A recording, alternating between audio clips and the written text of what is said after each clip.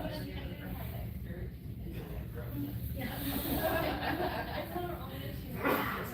was right there. Laura was my extra set of hands. Laura? Yes.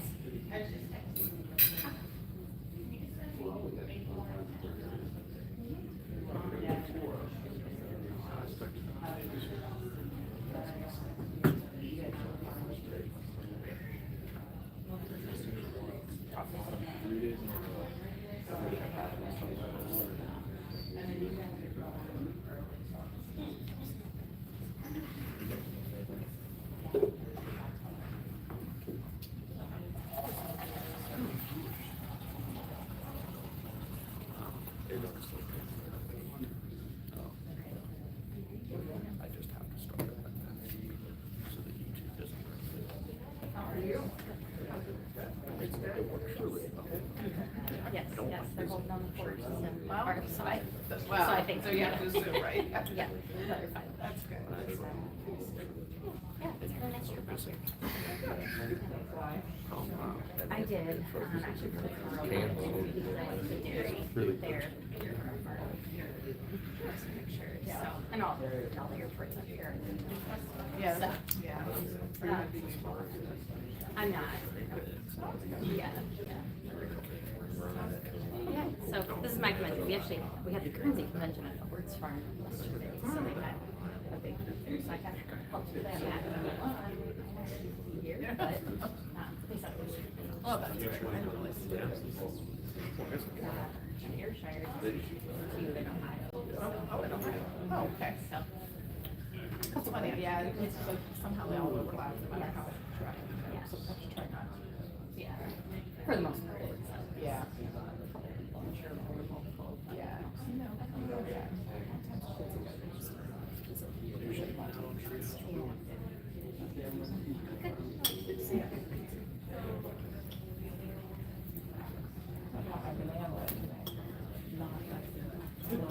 Yeah, I got that the first day. That was the greatest thing ever. She just lifts it up and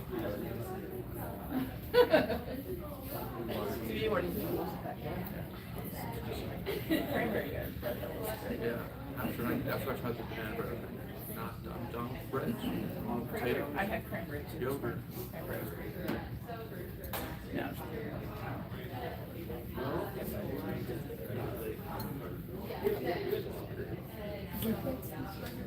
That's funny that somebody else said that. That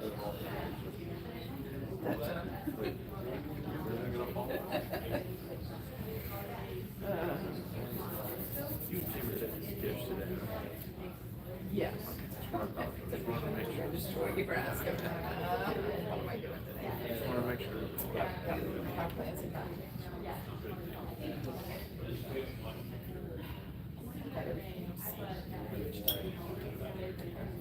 Tonight will be easy peasy, just 3 things to put out. And they shall be things that go back with them. That's true.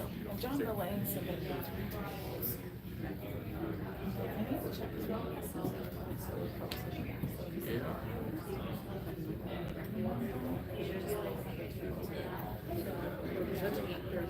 Yeah, yeah, so it's like. So we mainly just the front 4 tables. But yeah, we did them kind of in the middle.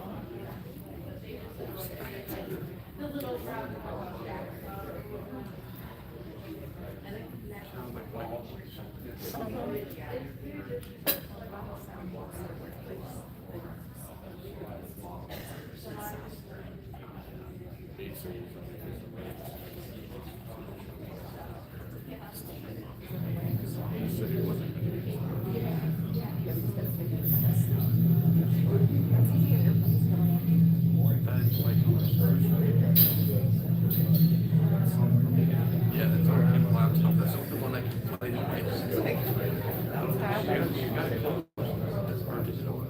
something core. Yeah, something's playing. It's forged. did the last row. Nothing was an issue. Huh. Nothing. Definitely not that. That's not correct.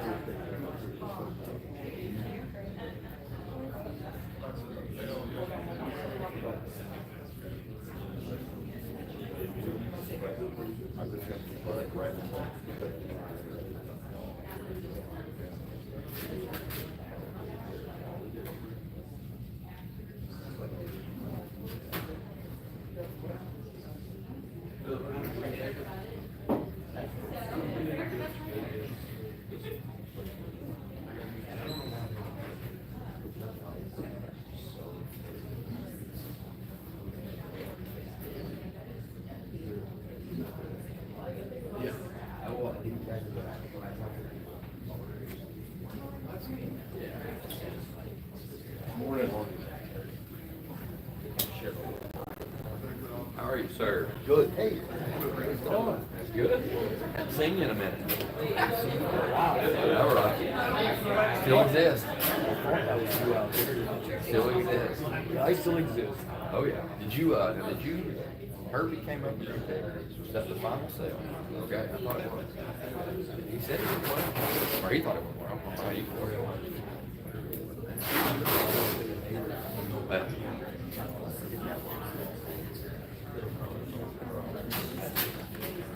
different.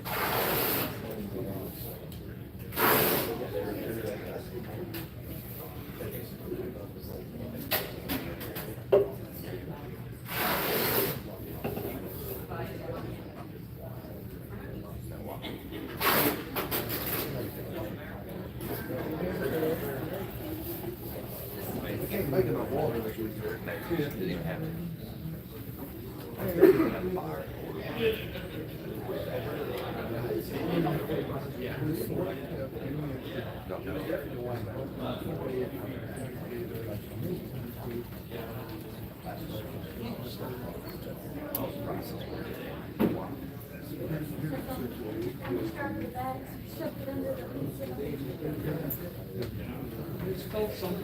Believe it.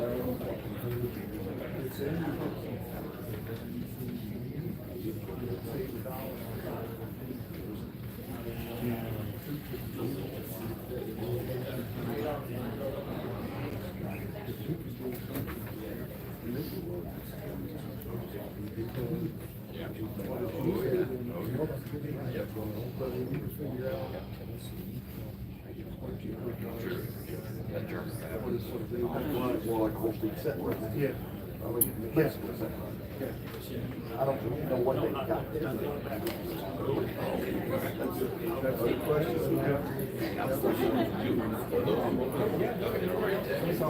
email. I can figure out. And I think Bozeman would be Kristen, because I think Kristen would be there almost. Susan Martin's got it, so I can get it too.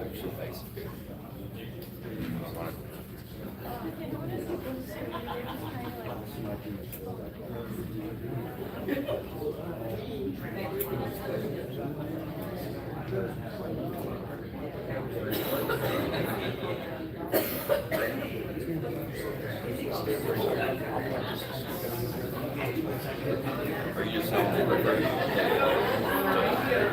Any other crazies? Right there. You're probably getting number two. Everything ran okay with the sale? Yep. So the power cut in and out a couple times.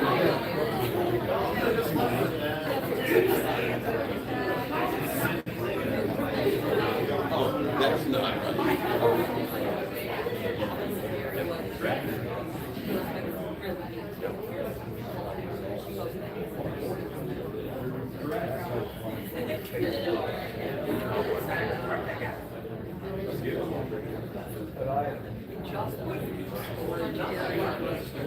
Congratulations.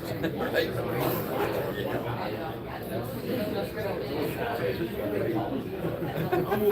Here, I'm gonna let you sit before you lose Before I your lose seat. my chair. Yeah. Then let all gravel in there, pull it back. I want to know what they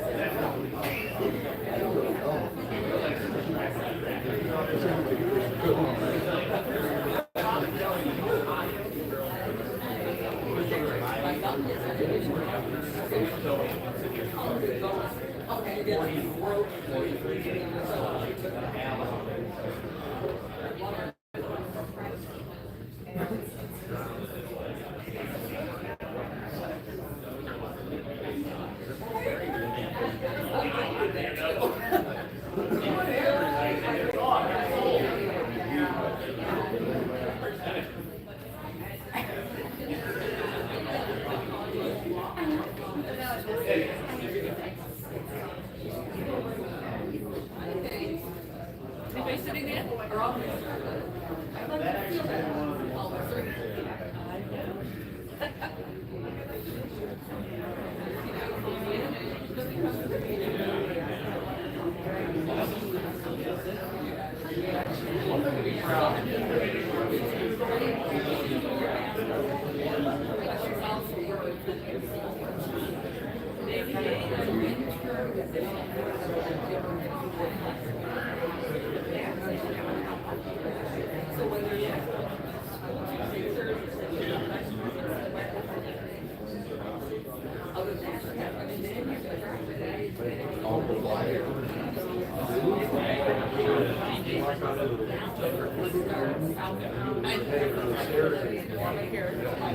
Yeah, but it's gonna be cold when right around, well, once it's cold, but maybe wet.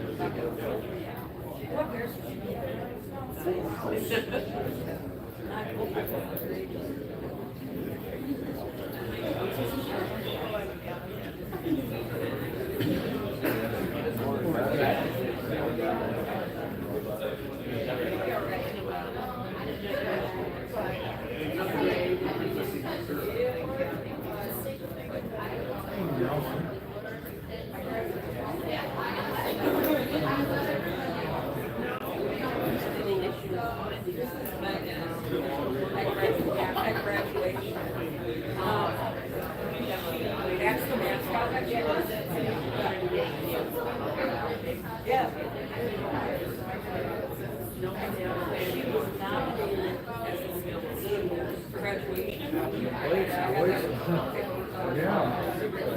No room for me, I better go back to the room.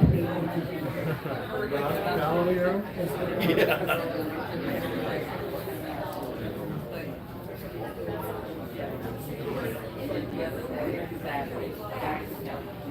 Good morning, everyone. We'll get this meeting started. Good to see a nice attendance this morning. We'll start with the Pledge of Allegiance. All right. I pledge allegiance to the flag of the United States of America, and to the republic for which it stands, one nation, under God, indivisible, with liberty and justice for all.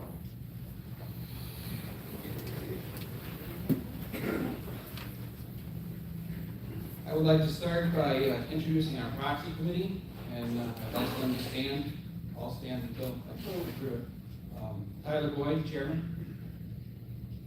Ted DeMint. Becky Ferry. Joe Vanderfels. Alternates, Joel Albright, Don Phillips. I'd like to introduce the inspectors of election. You guys can sit. Good. My chair, Walter Owens. His wife Joyce. Jonathan Merriam. His wife Rebecca. Our inspectors of elections. Thank you. Article 4, Section 5 of the Constitution provides that, for the purpose of an election or transacting of other business, a quorum shall consist of that number of eligible members present in person or by proxy or ballot, as the case may be, equal to 1/8 of the total number of eligible members, but in no event shall a quorum consist of less than 100 votes. Eligible members are defined as those who have registered or had transferred to their ownership cattle during the 24 months prior to May 1st, 2024. On May 1st, 2024, the active membership of the American Jersey Cattle Association was 1,623 eligible members. 1/8 of 1,623 would be 203. Therefore, officers and directors can be elected and business transacted with 203 members present in person or by ballot or proxy. Walter, would you please report on the number of ballots and proxies filed?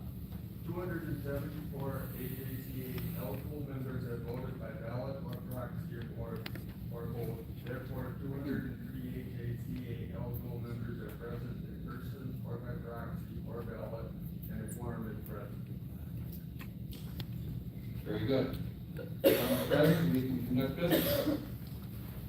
First order of business would be approval of the minutes of the 155th annual meeting held at Stony Creek Lodge, La Crosse, Wisconsin, on June 24, 2023.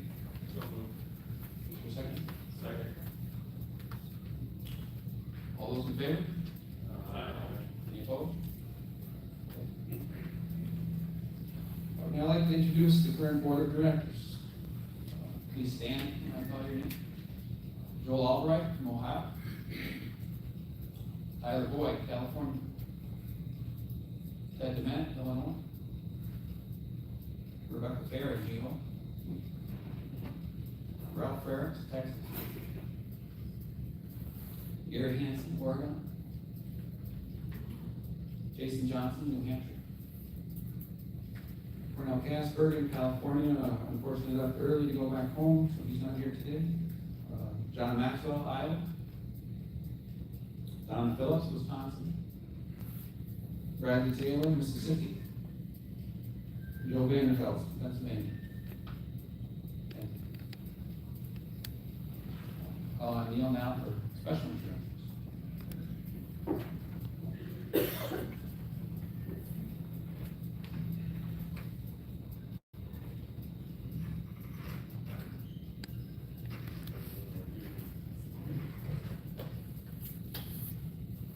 Good morning. Y'all know me, that ain't good enough. Good morning. Oh, yeah. I wanted to commend you all. You sounded so good on the pledge. It was like all in sync, really good. So, couple things. Would like to introduce some people who get on the right page here. So the first order of business, before I introduce our guests who are former directors, would like to have a moment of silence for a gentleman that I had a great deal of respect for. And I think everyone who knew James Rousey would agree with me. And I just wanted to share a quick story. We had a dispersal, I don't know, 15 years ago probably. And they had a fine herd of cows. And I said somebody should write an attachment or whatever for his obituary titled Honest Man. Y'all know that Herbie and I spent a long time together and each working in Jersey Marketing Service, and we had a lot of gracious people that we had dispersals for. And most of them, well, they're pretty happy, they had a good day, whatever. This one, that. But after Mr. Rousey's sale, I walked up to him, when we were tearing down and everything, and I said, well, we got her done. He said, yeah, they paid a lot more for them than I would have. That's an honest man, isn't it? So, join me in a moment of silence, remembering James Rousey, former director on both boards.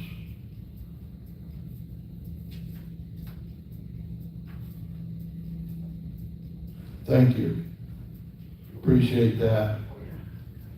So I'd like to ask all former directors of the AJCA board that are in the room this morning, please stand. You can handle it, Larry. Oh, we got a room full here, so is there anybody else standing around this corner, or just Larry there behind us?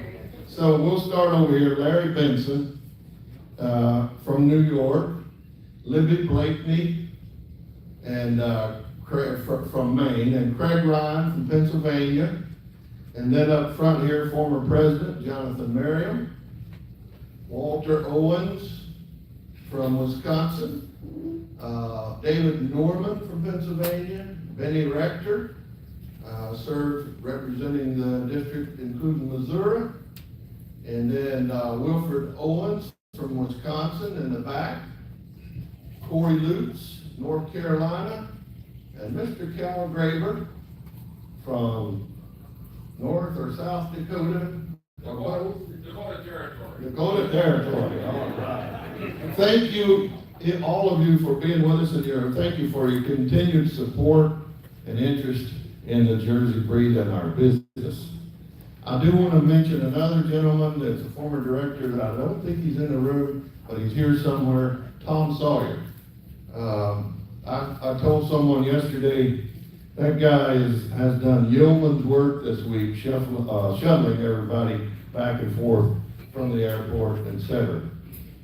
So then we want to introduce, at least show some appreciation for some of our industry folks and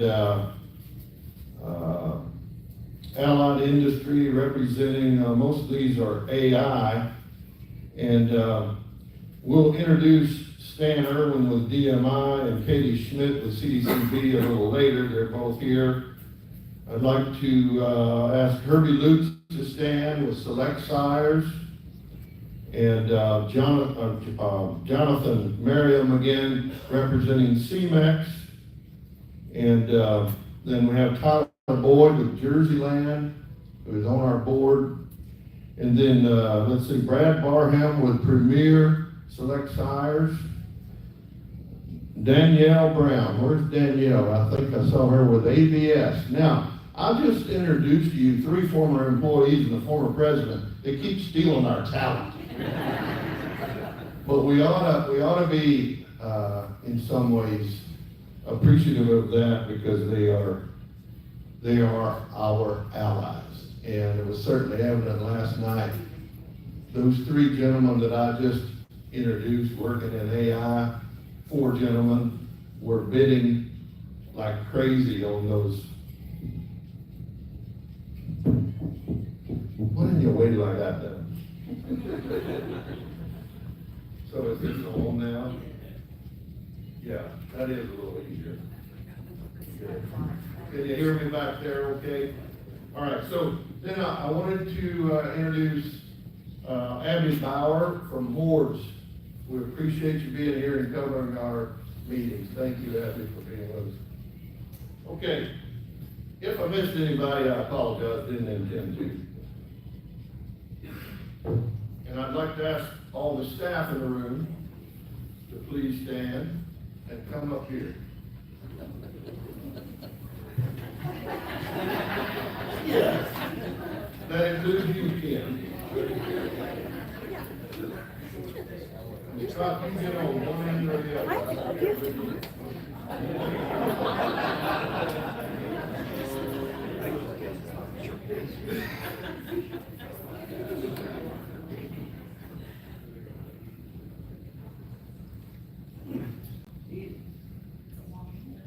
I can't see y'all behind this post. That's the idea. Oh, you're up in front of us. Eric can stay over there. I got him. He backed up behind me. There's a gap right there. Oh, come on down.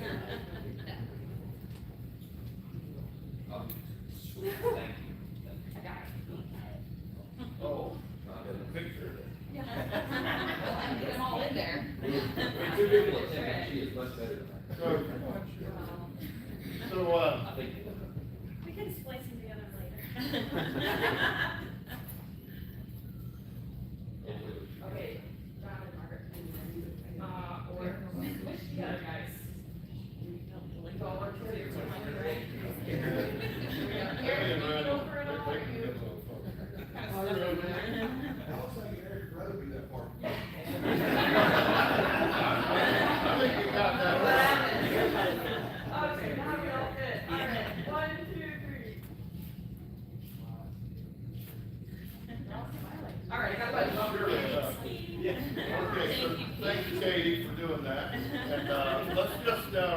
I know we have a lot to cover this morning, but, we've enjoyed a lot of success the last 3 decades in this breed.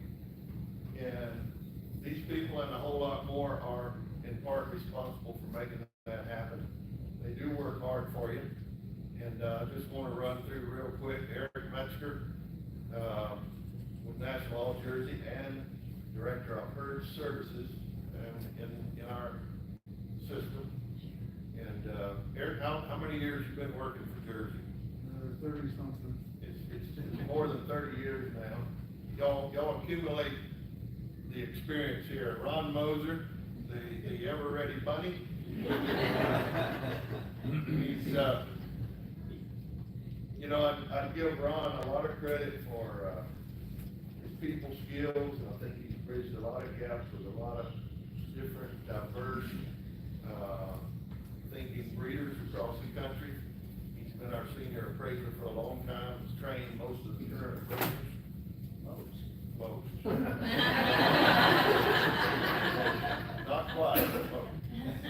And the thing I would say, Ron wears the brand every day, all the time, everywhere he goes. And I gotta tell you that's effective, it really is. So next guy is Greg Lavin, who is manager of Jersey Marketing Service, and also, what do you got, 4.5 states, 3.5 states, as a territory for as an area rep. So he's got 2 full-time jobs, so to speak. Philip is our IT manager, and he's I'm going to give him a lot of credit for smoothing things out. And you'll see other staff people saying, yeah. When Philip came to our IT department, you could see an immediate impact. So the next guy is Randall Lowe, who is Eric's assistant in National All Jersey. And Randall, what are we, 2.5 years now? Just over 2 years. He's about to get fully trained. He hails from Texas A&M. He's proud of that. Are they still in the World Series? Yeah. Ah. Oh my goodness. So then the next young man is Benny Rector, and Benny works part-time for us as an area representative in his home state of Missouri and surrounding states. And Benny's had a few health challenges recently, and we're really glad to see him out because he had some challenges that were not expected. So on the mend, right, Benny? Yep. And then the next young lady is Lindsay Lamoureux, and Lindsay is working, I guess we still call her intern. No, we don't. She came as an intern and didn't want to leave. And she is, how long before you'll have the veterinarian license? 3 years. 3 more years, she'll be one of your large animal practitioners, right? Lot of second I don't know what you I know, probably our mom. So then the next young lady is Blake Granzo. She is my executive assistant, administrative assistant. And I will say, the board members will tell you, they notice she's getting a little sassy and bossy. It comes she's with working with you.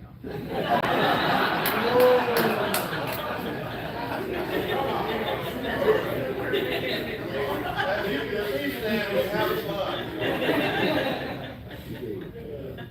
So then she's fitting right in. So then we have Kim Bell, who is communications director and Jersey Journal editor, and I think she's got a couple of full-time jobs going on too. And Kim does wear a lot of hats for U.S. Jersey. So then Kristen Paul would be the next lady in line there. And Kristen has a great Jersey pedigree, as most of you know. And she's proven that pedigree does matter. Kristen is currently director of all the field staff, including the type appraisers. That's a big lot of responsibility. She also serves as area rep for Wisconsin and Illinois 2, and, she is Assistant Secretary of the U.S. Jersey organization as well. And, so we lean on this lady a lot. And she's carrying it with a big flag, doing a great job. I told you to get it at the end. And he was. I was, they all followed behind me.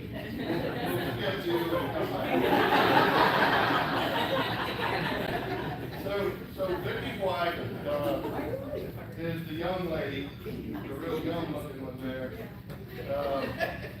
So Vicki has been working for Jersey longer than anybody on staff, but she's not near the oldest. So I keep saying she must have started when she was 12. But Vicki is our accountant, official title treasurer, also office manager, and there's a lot of people standing up here and back at the office depending on this lady every day for a lot of things. And if she's that person in the office who knows where everything is and what happened in 1922 and all that. I'll guarantee you couldn't pull the when was the War of 1812 on Vicki. She wouldn't believe that was mine. So then the next young lady is Margaret Brady, and I think y'all met her yesterday or the night before. She is our French style JMS intern, and she has big education plans for a big career coming soon. So Margaret's really fitting in well. 2 more weeks or 3 more weeks with us. So she's really been taking in a lot of information. So then John Metzger, when Kerry Wolf retired, we interviewed. And I don't know, I was having a hard time relating to some of the people. And finally just called John. I said, I was disappointed you didn't apply for this job. Oh, really? We had a long chat and worked out something. He is serving as our consultant in genetics and research. And what a big breath of fresh air. John is just a world of expertise comes to the table, and we really appreciate it. You're going to hear from him in a few minutes about some genomics. Now, Scotty boy. So several people have told me just about time he got really good at serving as an area. Somebody snatched him away from him. Scott, where are you going? Started a company out of Canada that's designing a sensor going further to robots, telling real-time somatic cell components and progesterone levels. So is that like an inline tester? Exciting new stuff. I would call it cutting edge, but. Oh, cutting edge. They already trained it.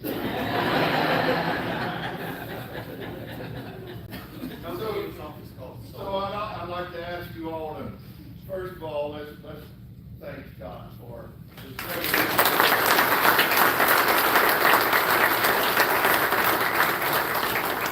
he's done yeoman's work for us. And then I would like for you to thank all of our staff and the ones not present, because they work very hard.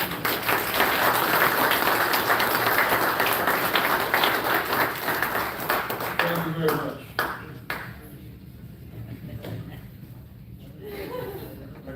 I got one more person. I didn't forget. I got one more person. So Mandy Sell is here with ST. Please stand. Thanks for being with us. I apologize. I had you written down here when you walked in.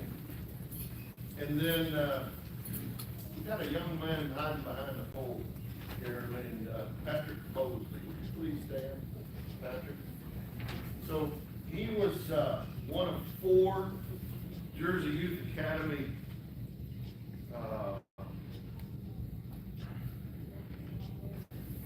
folks that, well, it was just an unfortunate flight was canceled from the Northeast, all 4 of them. They were going to be on the same flight. And bad weather, and just one thing after another, and they spent the night in the airport, didn't you? And, it was just an awful experience for you, especially for anybody, but young people as well. And so the board said, well, just give them an automatic invitation for the next Youth Academy class, which is next year, 2025. And then, Kim invited those young people, those 4, to attend the annual meeting, and Patrick was able to, make arrangements to be here. Now, everybody has a face with a name, and, we're expecting you to join the Youth Academy class next year if you possibly can. We will see. All right. Thanks for being here with us. Appreciate it.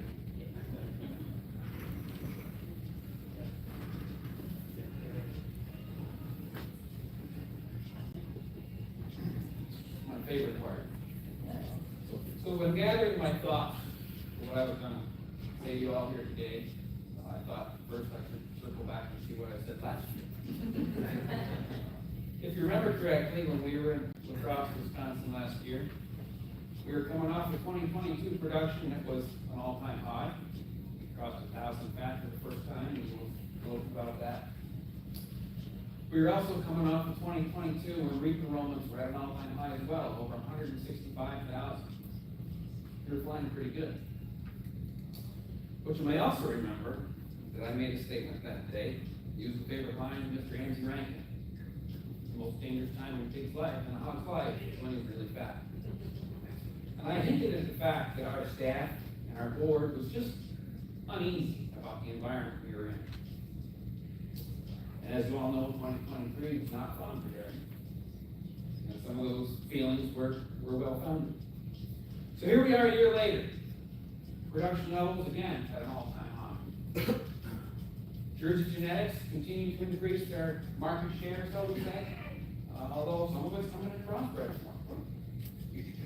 The value of our cows, we listened to Greg Loudon yesterday morning, extremely strong right now. Yet still, there's industry trends out there that may be beyond our control, that this year is not looking as strong. We have a decline in some of our enrollments, and corresponding decline in some of our revenue. So, when I was at the Basketball Hall of Fame the other night, like all of you, my favorite part was some of those quotes that was out there for some of the lessons of the game coaches. One that I saw that particularly applied to us was John Wood.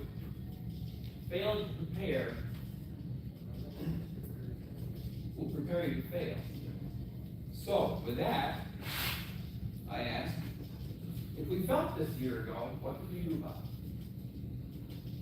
Well, my answer would be, a year ago, we were putting the finishing touches on our AJCA formula. We had that implemented in December, got strong reviews from the industry and our membership. We're working to breed a better cow, try to stay ahead of and keep pace with some of our competitors. Late last fall, we also began reevaluating our programs to try to better serve the changing membership that we have, their needs. And our staff worked really hard on this proposal. Brought it to our board in March. It got shot down. To their credit, the board said no. Sent it back to committee, worked on it some more, and I'd like to report that just a couple of days ago, we approved some new ideas, some new programs we're going to put forward. It takes a little time to get them implemented, but I think that will at least give us an opportunity to bring back some of those we may have lost and bring in some more. It's mostly focused toward large herds because that's where we see more of our decline, but we have to continue to try to address their needs and keep them in the program that helps our revenue. So what is next? Much of our current discussions revolve around data. Collection, use, how do we get value out of it, how do we pay for it, or get paid for it. This evolving industry is very data-driven these days, and that's going to lead to more changes coming along. But without change, you don't make progress. So in closing, I would like to refer back to how I closed my comments last year. We still have the cow. we still have the product, and we still have the people to address the challenges that come for us the next year. Thank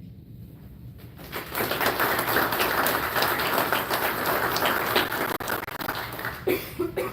Vic, you come up and give us the treasure.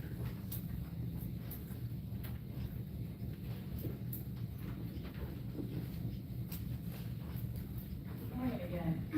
I think they really only depend on me about every other Friday, honestly. This is not one of those Fridays.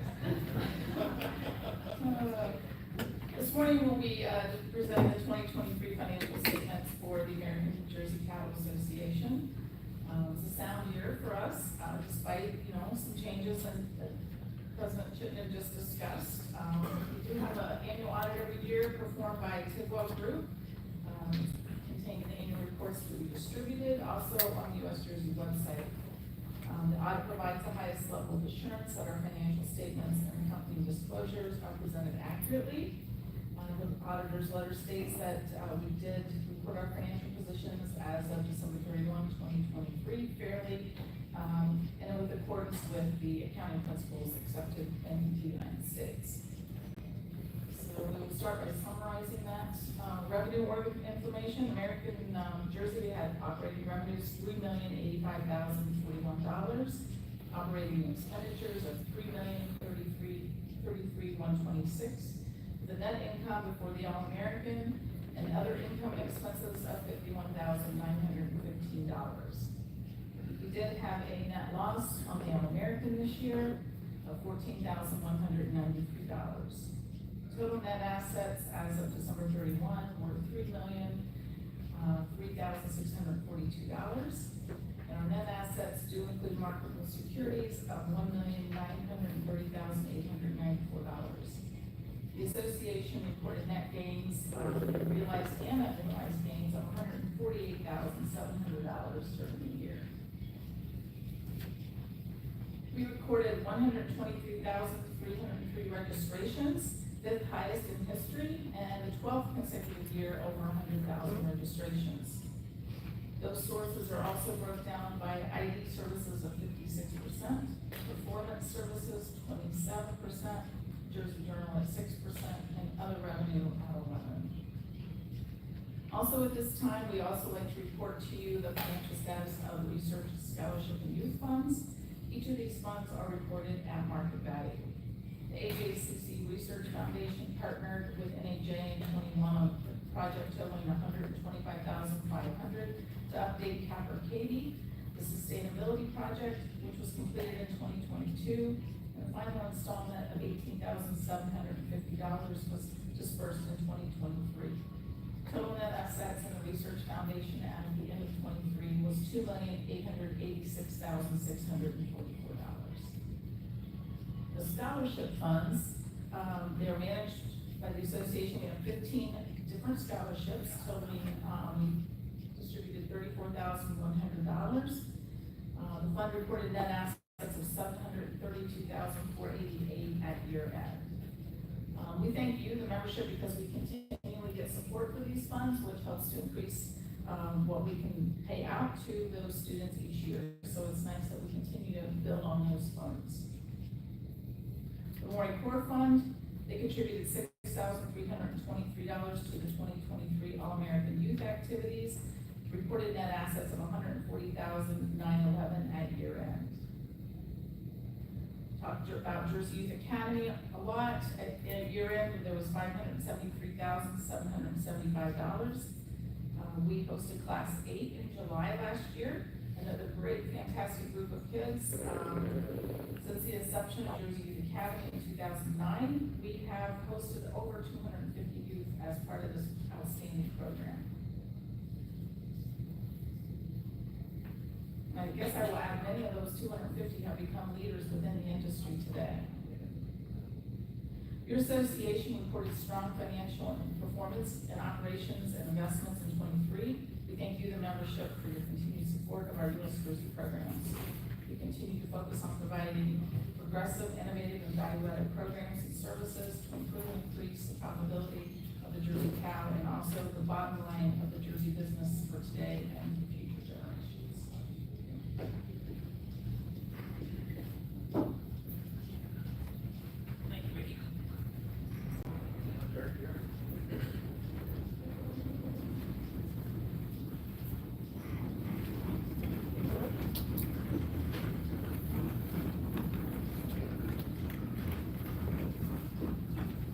I need this thing? Can you hear me good back there, Will? It's easier without it. What about, It's on them. disorganized already? Okay. So, presentation this morning, we'll review, a few things from last year, just to, bring up to date, but, I think the theme, pretty consistently across the industry, change. It's happening fast, in some sectors faster than others. And, you know, when, we thought we wanted SEC-FEMA, we knew it would impact us, you know, cause a lot of change, lead to a lot of change. And we thought we were skating where the puck was gonna be about, you know, related to SEC-FEMA, but I don't think we anticipated the full impact in all the angles. If you think about the beef and dairy, direct result of SEC-FEMA. Not a bad thing, I don't mean that in any way negative. But the impact has been broad in a lot of ways. And so that's just one example. And then, I'm not gonna get, my presentation isn't about SEC-FEMA, but it's just, you know, a whole lot of change represented in the report. And, the impact that, change leads to, but let's think about it this way. Really, change usually eliminates a lot of our traditional ways of doing things, but it creates new opportunities. And that's the way we hope to look at it and approach it. And so what President Chittenden was talking about, we continue to work to adapt and shift. We want to be nimble as an association to, as quickly as possible, adapt and adjust. And I think, as I said yesterday in AJCA, that takes leadership. This is a strong board. They're tuned in. And keep your, as breeders, I want to encourage you to keep your ideas coming, because I'm going to announce, or he announced one of the new programs that they just approved. I'm going to show you some brief highlights of it this morning. And, you know, it's a direct result from feedback from breeders. And some former and some current breeders. So, with that, we'll see where it's going that way. So, we were 12th consecutive year over 100,000 registrations, and whether that bounces up or down a little bit, folks, that's an accomplishment for this breed. That's a real accomplishment. When Vicky started working for Jersey, there was about 40-something thousand registrations a year, I think. And, you know, we've got 12 consecutive years now, well over 100. That's wonderful. Well, highest year at 123. Performance. Everything all our services need to be based, all of our indexes, all of our ETAs need to be performance-based, and they are. And as you can see, the results continue to show improvement. There's the multiple year bar charter registrations. And let's see, the first year over here on the left is 2012 through 23. That's a strong period for us. And a lot of good things happen there. Performance herds, as Alan mentioned, a little bit of contraction here and there, particularly in the larger herds, but still 150,000 cows enrolled on all performance programs total, and close to 1,100 herds enrolled in the performance as of December 31. So this is just a quick, what do you call it, a quick tester, so to speak, of the program that they just approved. It would be for a minimum of 1,000 cows, Jersey cows in the herd, and it will be based on some of the core services for first lactation animals, based on, as cows, it will be serving the first lactation animals in the herd for, and that would be the basis for the cow count enrollment for it. And so, I know y'all can't read that properly from the back of the room. I'm just gonna give you kind of an idea. So we start out with a larger herd fee for this. Let me back up. The principle, before making this decision, that the board apply to this, REAP needs to remain strong. It's a great success story as a performance program. So we did not do anything to alter REAP. So this is outside of that. So let's see if I got it. So a 400 cow herd fee. To enroll on this, has to be 1,000 cow minimum, and then the first 50 cows would be at $30 per cow per year, then 25 for the next 50, $20 for the next 200, $15 above 300. That's the first lactation cows enrolled. Okay, so that's pretty high rates there, but it doesn't require whole herd.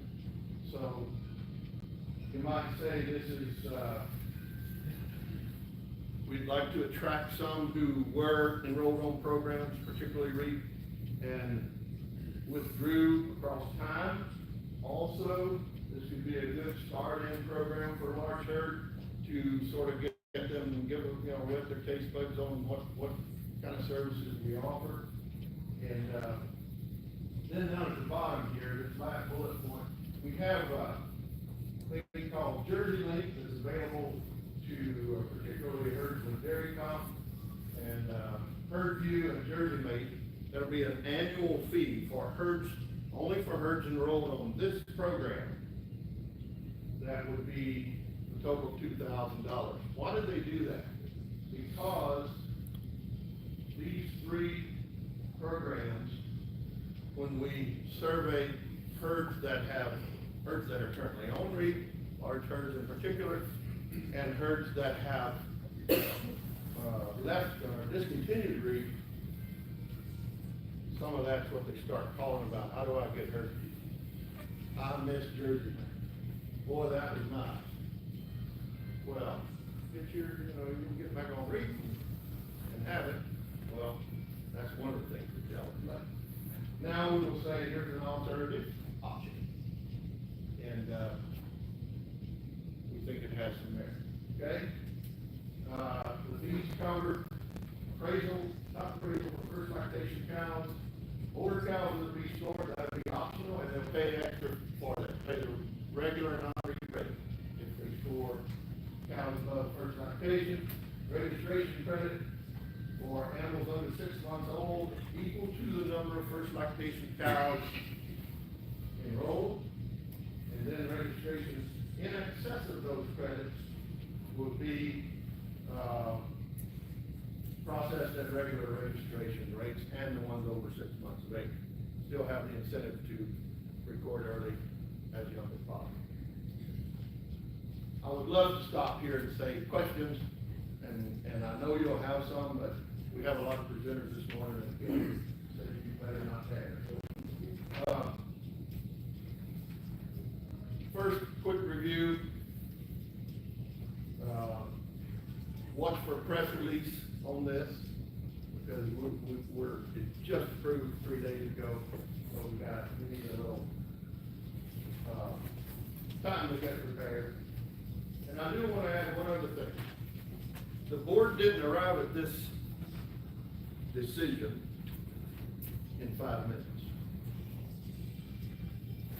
There was a committee appointed, four directors and 4 staff people. And they worked on this several months and got feedback from readers. And this is a culmination. Tom Board chaired that committee. And I thought they've done a really nice job. It was well thought out before. So, that first recommendation, Mom, before the So anyway, let's move on. Read related to this. Right now, we're averaging 153 cows per herd. That's still over 150,000. And this is something I wanted to kind of give you the history.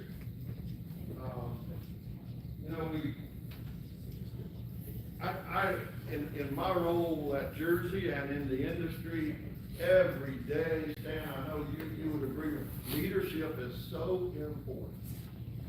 And REAP is a direct result for us of great leadership.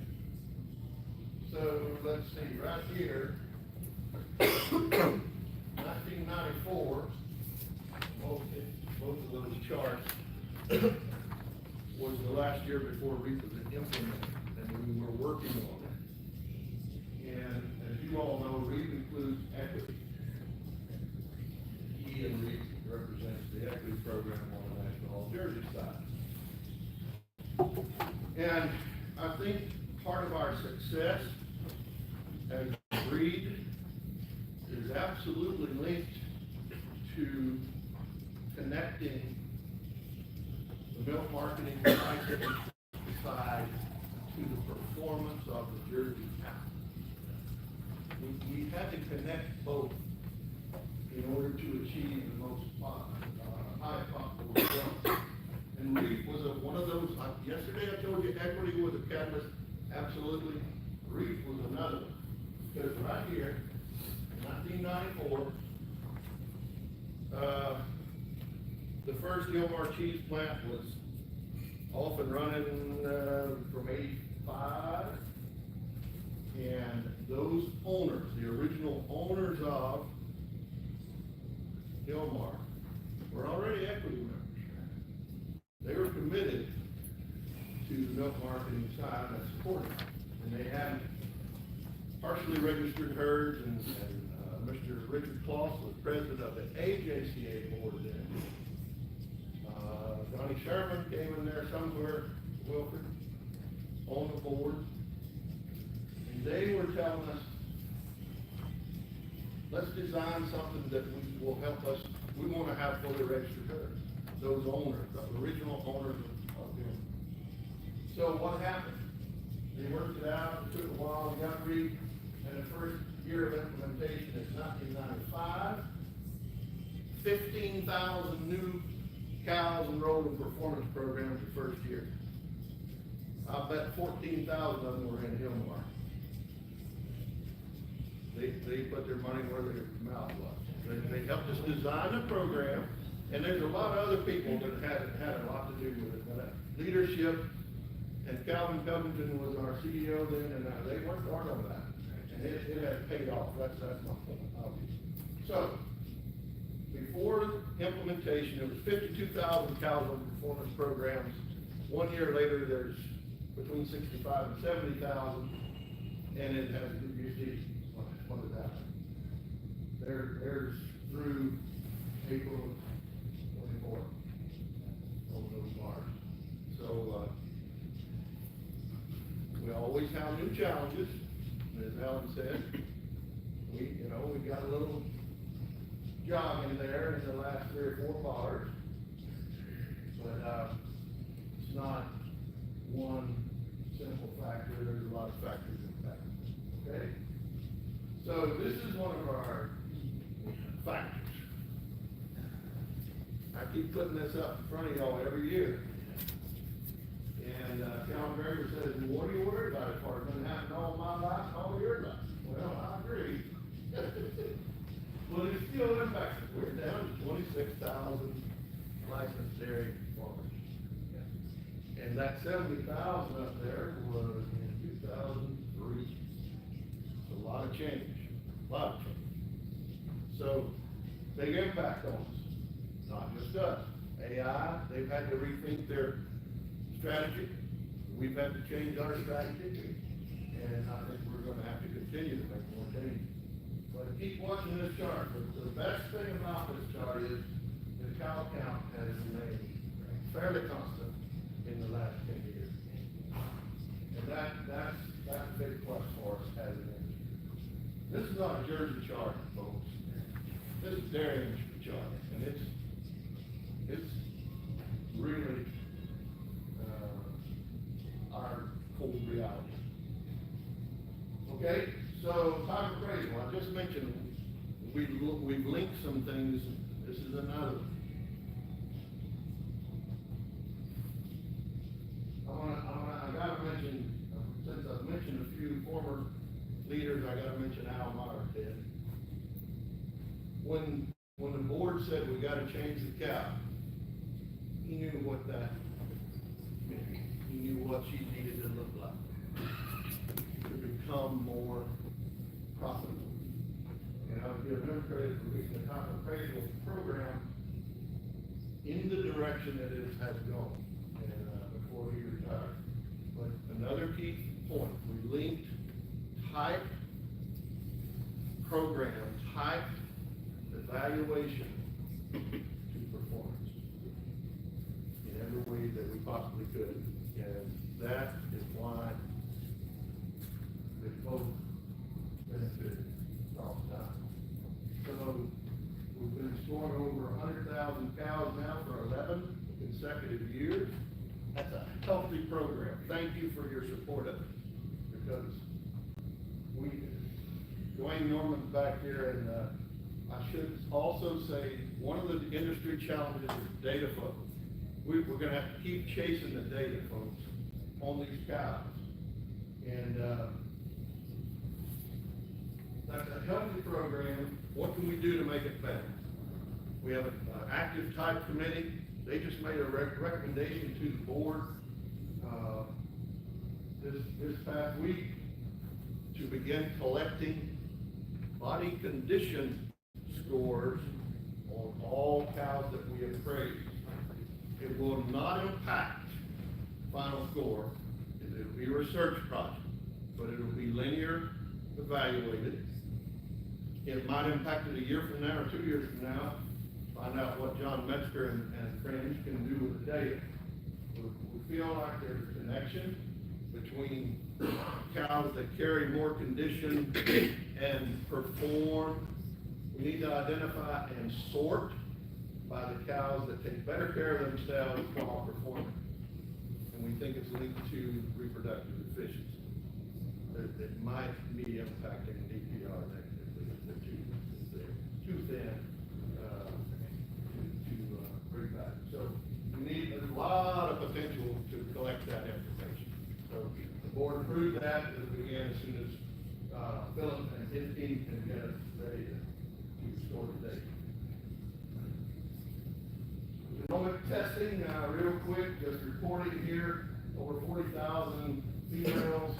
That would be, this is not limited to nominated by Jersey. These are ones nominated and reported back at Jersey, which means they were officially identified as Jerseys. And CDCB is a very great story for our industry. You have, well, last night you saw the impact of genomic testing, I'm sure. So that's important. Real quick on our new JPI formula, I'm proud of this. I think the board did a wonderful job.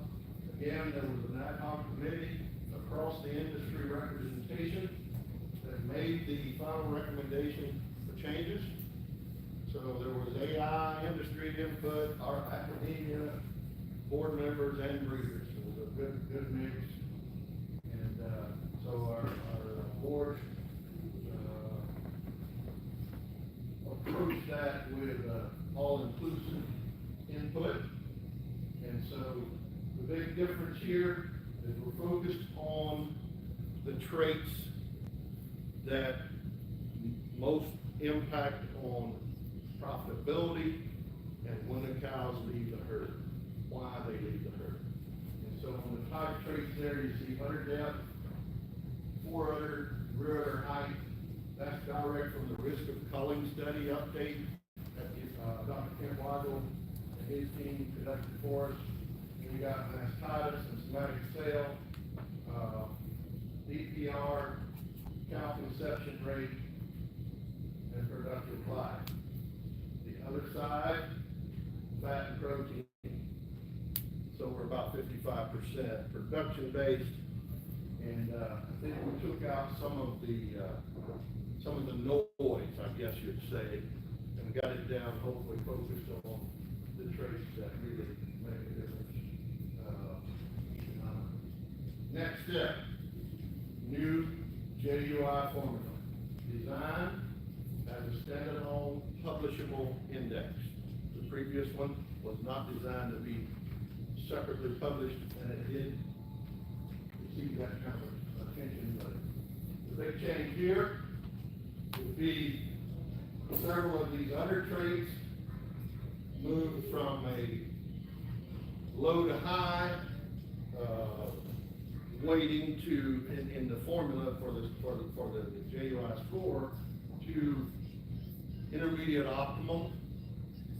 And for example, the teat placement, we've got 3 different teat placements. I'll just use those because they're easy. Obvious central location of the quarter is desirable. And so we're rewarding the central portion of the range on a scale of 1 to 50 on those traits, and it will penalize the extremes. So we hope that will give us a better, it looks like it's working effectively. This is a great step that the board approved and implemented last year. Jersey Journal, change. It's impacted. For about a year, you did not have available a printed version of the journal. Now we have it print on demand, and all you people who asked for that, sign up. Not very many have. I don't know whether to like that or not, but it's really been a lot of change. Kim and her team are still working hard to produce the product. It's highly electronically delivered now. So, in wrapping up, Vicki reported on scholarship funds, research, etc., and I think you would agree with me that our U.S. Jersey organizations are on solid financial foundation. My opinion is we cannot do enough to encourage youth to consider a career in the dairy industry. And of course, I would like them to specifically consider a career in Jersey, but let's just say the dairy industry, because when Lindsay told me she was going to be a veterinarian, I immediately wanted to impress upon her large animal. We don't have enough large animal vets anymore. And I see a lot of people shaking their heads with me. And I love my dogs and cats too, just like everybody else does. But our large animal agriculture needs more competent veterinarians. So our youth program, consider them youth development programs. And there's a lot of good happening here, folks, because of your support. And I want to try to continue to appeal to you. We need to do more. We're still not doing enough. Because we need these young people to consider the dairy industry in a positive context for a career. And how many Youth Academy alumni do we have in the room? We got 3 or 4. Brad, Tyler, Danielle. We got some more over here. Megan Chapman. Got another one soon. Don't live shutting it down. You want it home? You got one at home. Several of you got one at home. So, it's been it's wonderful. And we can make it better. But we need your support, and support doesn't just mean financial. Encouraging kids to apply. That is so important. So, we'll wrap up with this slide. How am I doing on time? I'm already late. Ted Minute. What did you call her the other day? The orange cow. So, yeah. So, I think this contrast really represents the progress of the breed about changing the cow. And it's kind of cool to go back with it. And if you ever come by our office, somebody will be happy, particularly I would be happy to show you. We have 5 generations of the Jersey on one wall in the conference room. And real quick, 1925 version is the next wettest one. After that, we finally caught up with 1925 on the dairy rate. That's my personal opinion. And if you read the minutes of the AJCC board across time, somewhere in the late 40s, they realized, they knew they had a pretty good cow, but they realized their udder was too sloppy. Let's just be, blunt about it. And they became willing at that time to compromise production to improve udders. They got her done, didn't they? You can't even see this cow's reader. But the udder is beautiful, shape-wise. That udder's not going to fall off. But and I was a kid. Back to youth now. We influence them, folks, even when we don't know it. I was a kid when that came out in the journal. I was a young teenager, and my brother and I thought she was, oh man, we thought she was something. Because we was comparing her to the previous one. And we ordered my dad the farm signs, you could get in the ideal Jersey. We ordered one for Christmas and then hanging, at the end of the driveway for a decade. And somewhere after that, Al Meyer got in my ear, Ted, and well, I don't know just what was going on there, but surely we can do better. And here we are. I just wanted to share that with y'all. If you ever wonder about progress just by looking at it, if you look at the production and you say, well, maybe we should have made more progress than that. Okay, that's the case always, isn't it? We can do more. We changed this cow into a profitable beast. And took everybody into leadership that wasn't always popular. To move more, there was a time when maybe the executive secretary might have been afraid to get up here and say, performance, performance, performance. Thank you for giving me that liberty, because here we are. And it needs to keep improving. He's telling me to shut up. Thank you very much, folks. I appreciate it.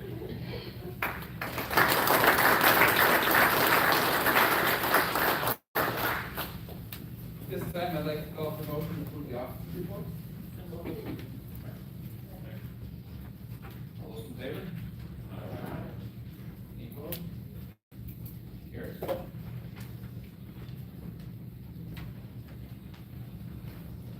Okay, we've come to the point in the meeting where we will consider the amendment to the Constitution that was sent to you with the notice of this meeting. Amendment addresses redistricting and director term limits. Amendments to the Constitution require an affirmative vote of 75% of the eligible members of the association voting at an annual or special meeting. Walter, report on the results. Mr. President, after counting the ballots received for the amendment of the Constitution, there were 223 ballots for, 21 against. The smart guy in here can help me with the math, but I think 223 to 21 is clearly more than 75%. So, the amendment passes. We got a little slide right here to show what we now have. There's our three districts. Currently, we have 5 directors from the east, 3 from the west, and 4 from the central. So our next project will be to figure out how we're going to transition to 4 of each district. There is a rule in place that says we cannot unseat a current director. So we got a little more to figure out how we're going to do that. That's what it's going to look like. There will be a comment period for readers who we're not, it doesn't change the amendment, but at least it's a comment period for reaction. So the redistricting would be in the next year's annual meeting. That'd be the official date based on the bylaws. But there's also would be a comment period now until the November board meeting to if you have comments or questions about the redistricting. The amendment is done now. It takes effect today. But if you have questions about the redistricting or anything related to that, please contact my office or your director or President Jim. So they'll have some more work to do, as I said, but it would be prepared for implementation next year at the annual meeting in Lexington, Kentucky. Thank you all for your support. Walter, could you report on the rest of our After counting the ballots received, the following candidates received the majority of ballots cast. For President, Alan Tipton. First District, Jason Johnson. Third District, Joe Vanderbilt. Fifth District, Kevin Luke. Ninth District, Ralph Burdick. Guess I didn't get run out. I would like to ask our newly elected, please stand, Jason Johnson, Joe Vanderbilt, Ralph Burdick. All these guys are serving their second term now, but unable to be with us today, but Kevin Luce from the 5th District, Carolina, who is serving his first term. Thank you.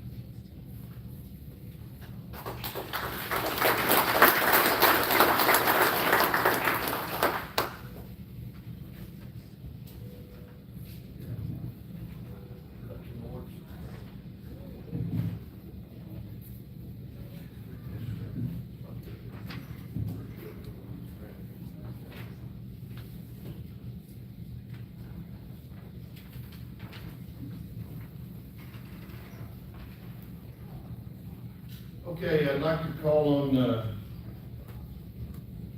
Joel Albright and Becky Ferry and Gary Hanson for comments on retiring director.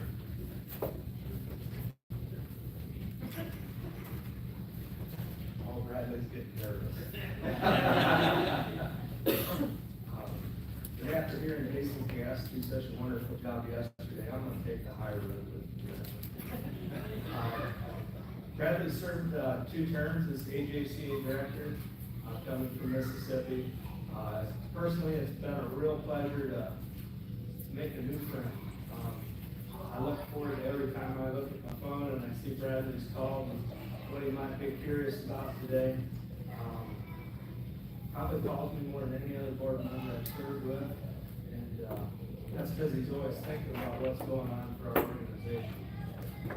During the past 6 years, he's been very committed, had some leadership roles. He's served as the chair of the financial committee, and that's necessitated him being here early for joint ops, and that's a little extra time. And I know he was involved with all the Zoom calls to help get us a presentation that we were able to approve list, and, we definitely appreciate your time and service. And, probably, if you spend as many terms on AJCA as Mr. Hufford, he'll give you a longer recognition.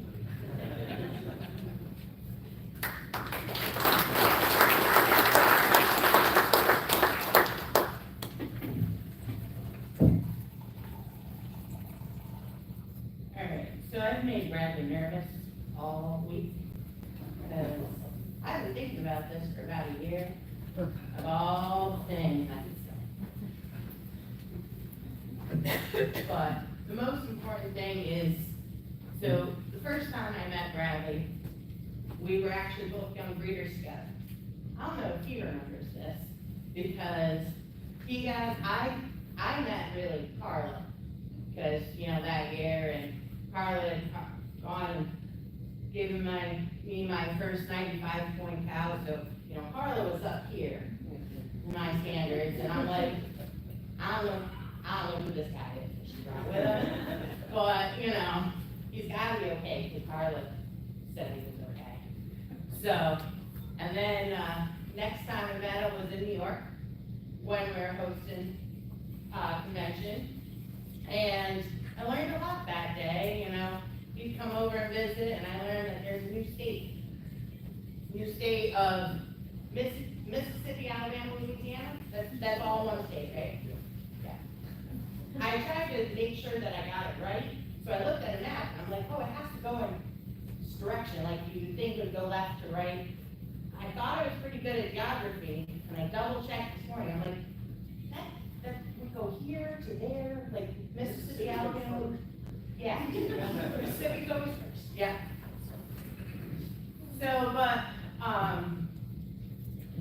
at that meeting, we recognized that Alan had one more year, and we're like, who's gonna run? Like, yeah. Who's gonna fill those shoes? Good thing, because, you know, I don't have shoes to work out. But, you know. So, but we go thinking about it, and so I said, why don't you run? I'm like, what are you talking about? Why do you run? And I'm like, those people are like, respected.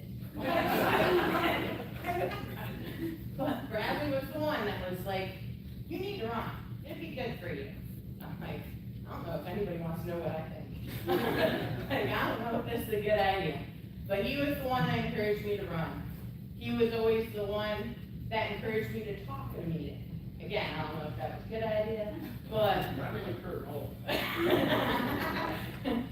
But, so, you know, make sure, the reasons why we're there in the boardroom is that we are all different, we all have different backgrounds.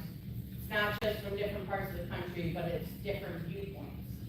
And that's why we have to come together to be able to make programs that work for everybody. And that's another thing that Bradley taught me. He was also always my sounding board. When I might have gotten a little fired up over something, that I called him and vent for a little while. And then he'd let me talk. And then he'd be like, well, why don't you think about it this way? So he was good at calming me down, and then he'd been on the other side of his phone call. I'm sorry. He also encouraged me to listen. And that's what we should do in the boardroom. Listen to each other. Listen to ideas. Listen to them thoroughly, and maybe it's not the whole idea, but maybe there's a nugget in there that we should do. Be social. Be social and talk to the other breeders. Talk to your other directors. Get those information. Be the person that, you know, people want to come up to and talk to. That's important. That's how you get change. That's how you get ideas. And on a last note is, he taught me about Mississippi. Because somehow, he talked me into going there. And going right down to his, you know, I helped them get some consignments for a sale. Got lined up some truckers for him to get them all down there. And then he goes, he's like, well, you're coming to the sale. I'm like, that's Mississippi. Why am I going to Mississippi? He's like, well, no, you need to come. I'm like, I don't know if I do.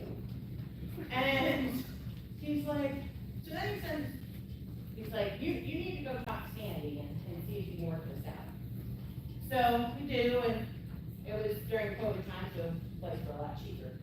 So I'm like, well, I guess it's the time.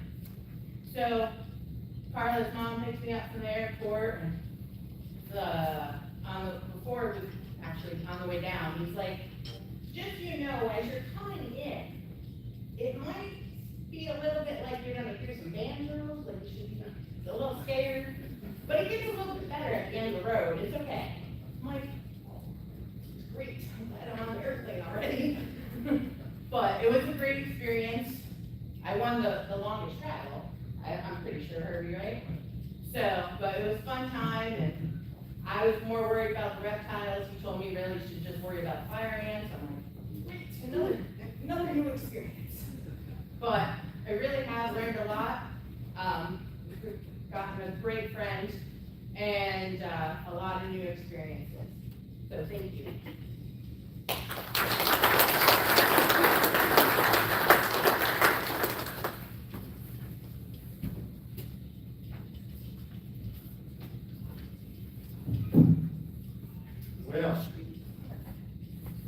Well, I'll probably reiterate a little bit about what was spoken before me, but you serve on these boards, and there becomes a family effect, a camaraderie, and it takes people like Bradley Taylor to bring us all together sometimes, because he can reach out to anyone, and you become a good friend. Very good friend. And a great board member, and I'm glad to see you here continue to serve on AJCA. But if I didn't share one little story that I'm never gonna live down, is when we were in Iowa, and Bradley had driven up, and so he had a vehicle there, and so he offered to give us all a ride. We were driving out through some country roads, and here's this convenience store. We all decided to stop and get a water or soda or whatever. Jimmy was with us, my wife was with us. And Bradley just pulls up, stops, opens the door, hops out. Car's still running. And I look at Bradley and go, Bradley, you can turn the car off? And he gives me one of these.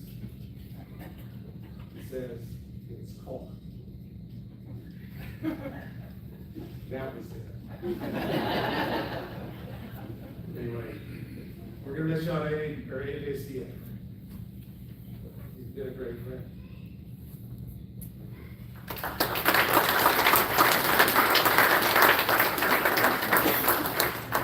I'll just add one little thing.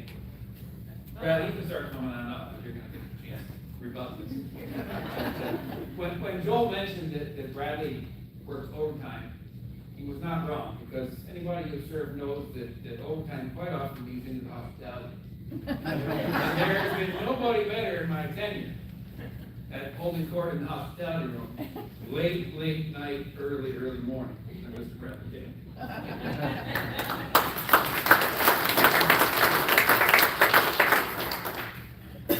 had some notes, but after that, I tried to keep it a little short, but, as my son Lee says, most of you know this, I do like to talk to people. But, everyone from Mississippi, you may want to know this one, does not have the gift of gab that some of us do. But, yeah, I've enjoyed really getting, Lee get to come with me, and it's a great part of the job, and you gotta recognize, as Becky says, everybody keeps asking about how's my better half, so she was home working, as most of you know, along with our two younger boys, and they keep things going at home while we get our kids young. In those leadership roles, I really appreciate former President Marion appointing me to finance chair for allowing me to serve in that position, and President Chidney for allowing me to serve in that. I often go to John and say, the only reason he put me in that position is he saw my milk check and said, if he can make that work, he can probably. So, I really appreciate that, and serving on in those positions, you get to understand the employees and just come to an appreciation for them, and really enjoy getting to do that. And as everyone says, every time they get up there, they want to thank Vicki. Well, she's she is the glue that seems to hold this organization together. I've got to know that a lot more in the last couple of years. Really, I appreciate all that you boys do. And I remember when Alan stepped down off the board a few years ago, he said, I never thought about it, but you serve with 20-some different people when you serve your terms.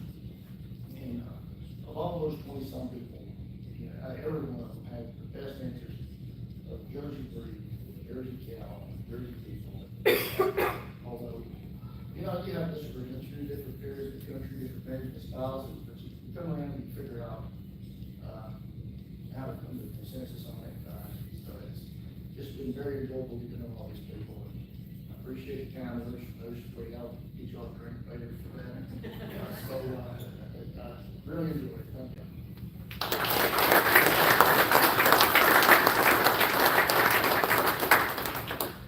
So Bradley, we have a beautiful plaque for you and a nice gift from the AJCA, and Kim wants to do the pictures after.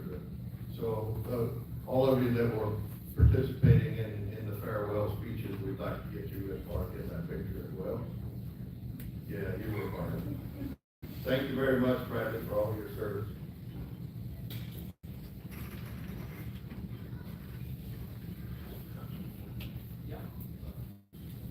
Production awards.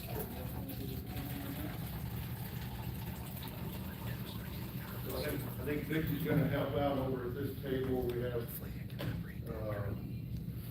awards for those who are present. So we'll start, well, on the back of your program is, a list of, the leading living lifetimes, cows, the top 10 in each category. We'll get to that in a moment. First of all, we'll present the, AJCA President's Trophy. And I'd ask Donna Phillips to come forward. The President's Trophy was first presented in 1923 to the cow completing the high actual fat record during the year. Since 1990, it has been awarded to the cow completing the top record for ME pounds of protein. Dudan Crisp Complete Crumple ET, owned by D&D Jerseys, Newton, Wisconsin, is the 2023 recipient of this trophy with an ME of 1,327 pounds of protein. This cow's actual production in 305 days is 37,080 pounds of milk, 1,303 pounds of fat, 1,239 pounds of protein at 3 years and 4 months. She made over 40,000 with that 1,323 ME for protein. Congratulations to Donna and Dan and the family.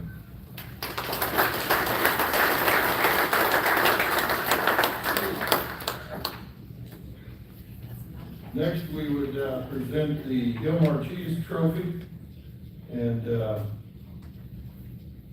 this trophy is presented to the cow with the highest yield of 38% moisture cheddar cheese, calculated from actual production of no more than 305 days completed during the contest year. It is the 33rd anniversary of this award. Being recognized today is the 23 winner, XL's Marcin Ellie, 3977. At 5 years and 9 months of age, in 305 days, Ellie produced 4,545 pounds of cheese. She is sired by, talking about a profitable lady now, she is sired by Glenn Valentino Marcin, and she is owned by Hank and Carolyn Van Exel, Rhode Island, California. Congratulations to the Van Exel family. I don't think anyone else.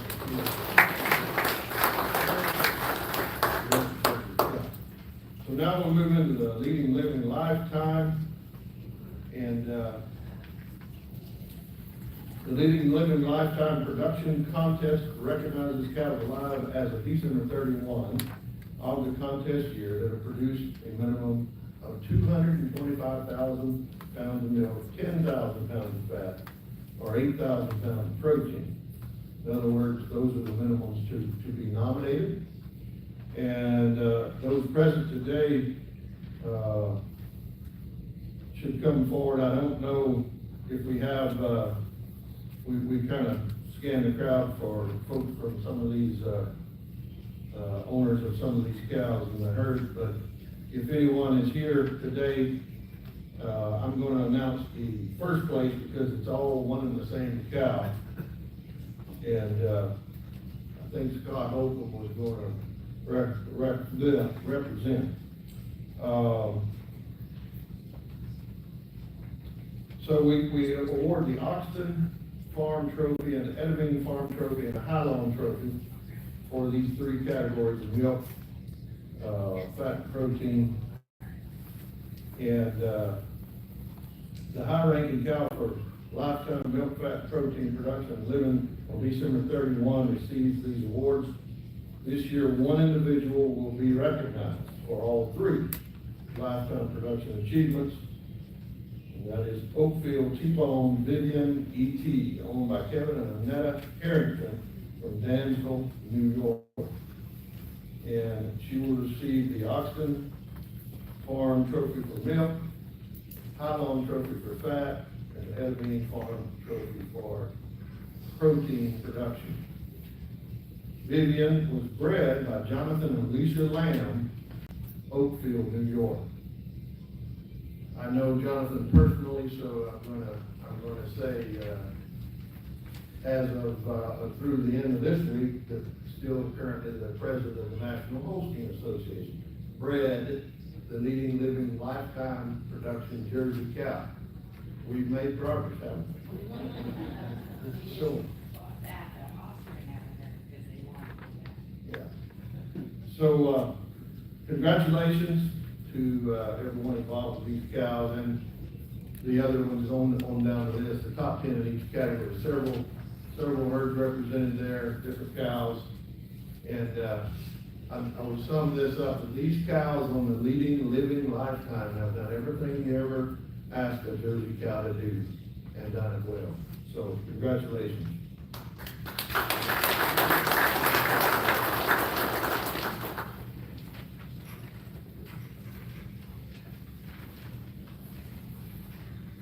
Okay, I see she's ready. So I'd like you to join me in welcoming Katie Schmidt with Council on Dairy Cattle Breeding. And I know that most of you heard from her at the breakfast a couple mornings ago. She promised me she's going to go highlights this morning.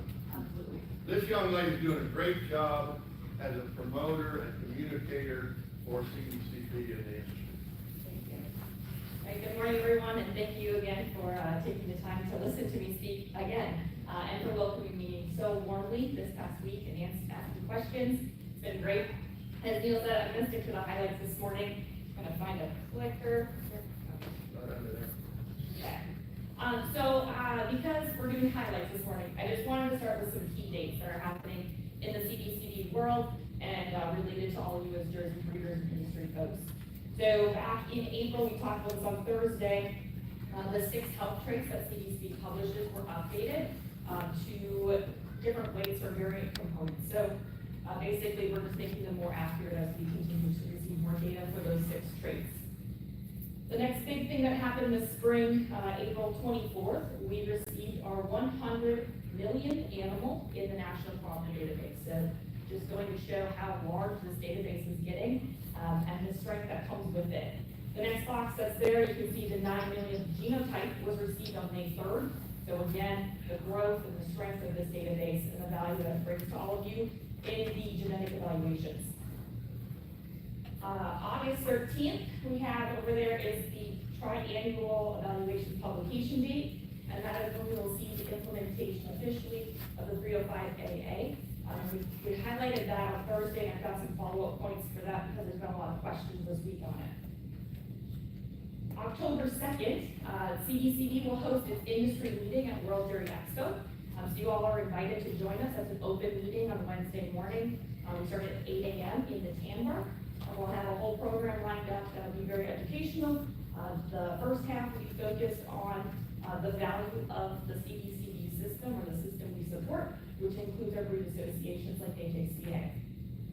The second half of that would be very research focused. So if you're interested in the highlights that I shared on Thursday, the actual researchers will be presenting some of that work later in the morning. December 3rd is the December triannual evaluation date. That is when we're going to potentially see that milk and speed trade introduced to the industry. So again, things that were covered on Thursday. March 31st will be another meeting that CDCB will be hosting out at the Western Dairy Management Conference in Reno, Nevada. So this will be a little bit more producer focused. So we will be the pre-event event. So WDNC starts April 1st. We will host the afternoon prior to that event starting. We're working on the program for that, but if you're interested in coming, please know that that is open as well.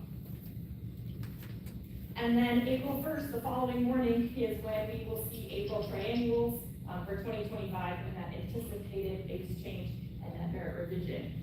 This is based on the calendar, so but anticipated up there, we're not locked in on that date, but it is likely. On Thursday morning, we spent a lot of time covering the research projects that CDCB is working on. Just want to put these up here in case folks missed on Thursday.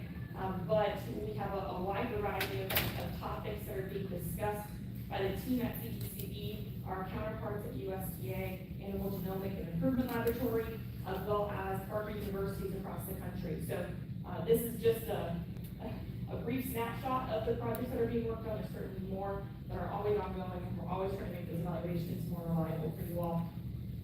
I mentioned on Thursday that the CDCB team has been growing very rapidly and intentionally. So in the last 18 months, we've added 10 new staff members, myself included. So we've been really focused on growth to better serve you all as the industry and those using our evaluations and our services.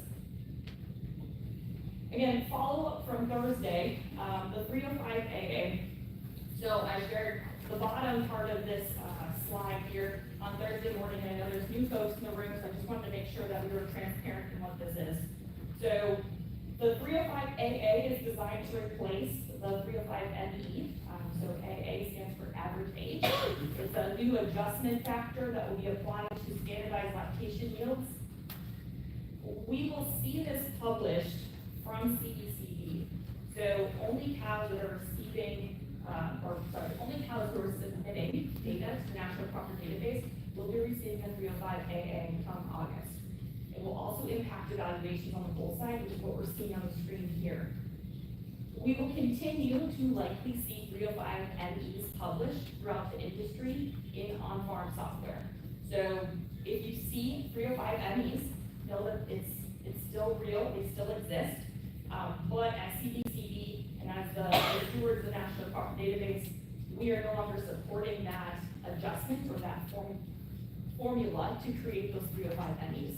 So we, as an industry and as an entity, are switching to the AA formula.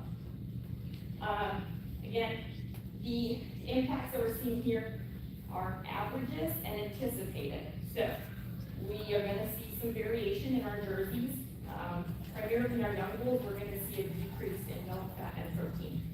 So when those bull proofs come out in August, and you see a decrease in some of those bulls, know that it's expected.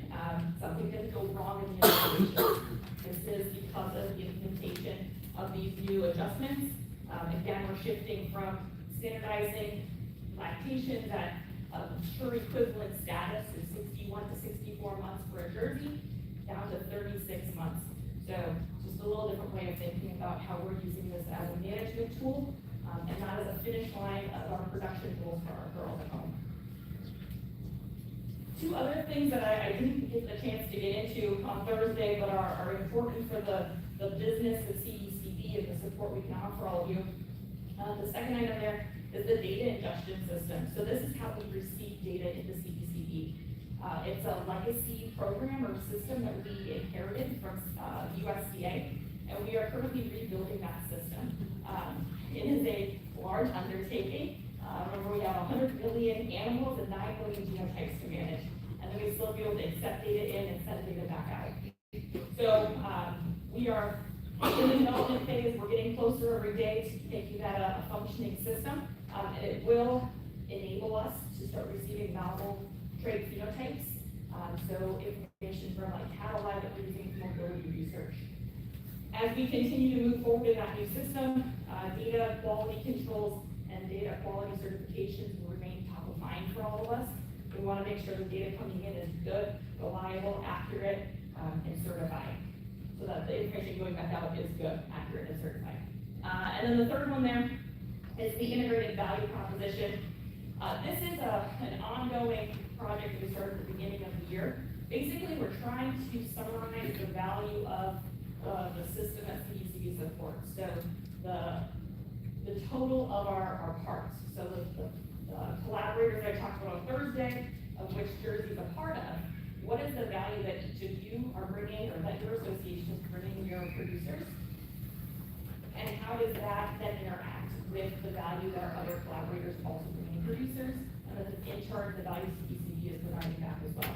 So it's a fully integrated system. We're trying to do a better job of communicating that, of summarizing that, and sharing that with producers. So we will be ideally launching that, or hopefully launching it, at World Dairy Expo this year. So if you're interested in learning more about that, make sure you're at that October 1st meeting. And then the last thing, just wanted to share, because you all are interested in genetics, you are able to track the genetic progress of the breed at any point in time if you want to. So CDCB launched our new website about a year and a half, 2 years ago already, but a part of that was this Web Connect feature. So if you go to our homepage, this is what it looks like. You can either click on the Web Connect bar on the top there that's circled in red, or scroll down a little further, you can see Web Connect further down. What that will take you to is a site that looks like this. It will open to a queries tab. But if you want to see what's happening in your breed, I recommend going to the summary stats part there, and you can go and track whatever you'd like to, discover what you'd like to, search individual animals and queries. It's a really great tool, and then it's the national performance metrics as well. You can see what those performance data pieces look like. So a great resource for all of you as you continue to see what's available, track for, or look for top bulls and all of that. So again, if you've not had a chance to talk to me this week, my contact info just briefly there on the screen. If you haven't signed up for the monthly newsletter yet, I highly recommend. That is the CDCB connection, and I will be here through the end of the day. So if you have burning questions you'd like to ask in person, please come find me. I will be around. So thank you very much for the time.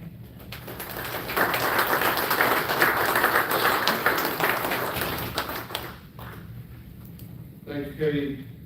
Really appreciate you being with us this week and sharing all the good information.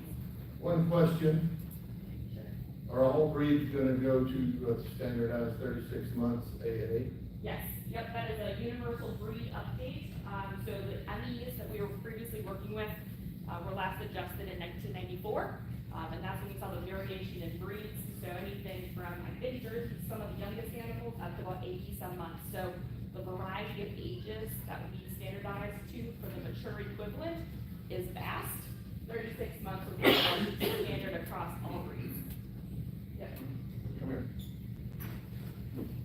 We have a gift for her. I thought I was in trouble.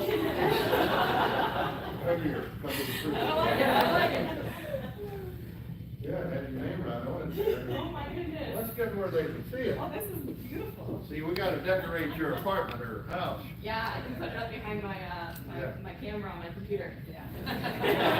Perfect time.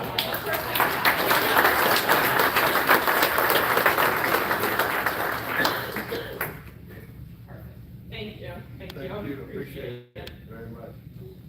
You know, before we lose our ME status, I'd like to comment that copyright and Walt Goodrich always had a term for ME, might eventually. Yeah, it is. Fair. So, we view this, needless to say, Paul, we view this as an improvement. Okay, at this time, I'd like to reintroduce John Metzger, and John is going to speak to us about the power of genomics.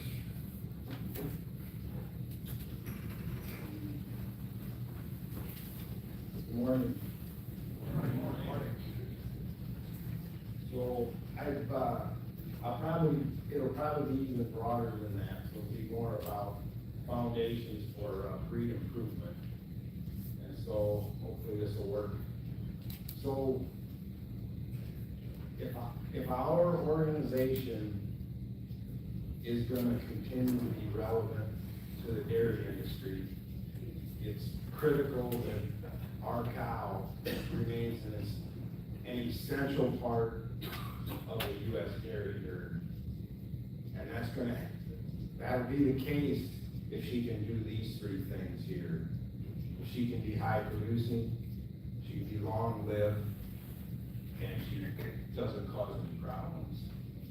And I think one thing to keep in mind as well, and I hope Neil doesn't chastise me for putting a Holstein cow on this slide here, but we have, I did make her smaller, the picture's smaller.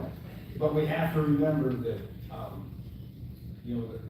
the Jersey cow, she needs to do those three things as well and even better than the Holstein cow does. So, and if there's one point that I really want to make to you today is we hear a lot of talk about genomic testing, and it's a great tool.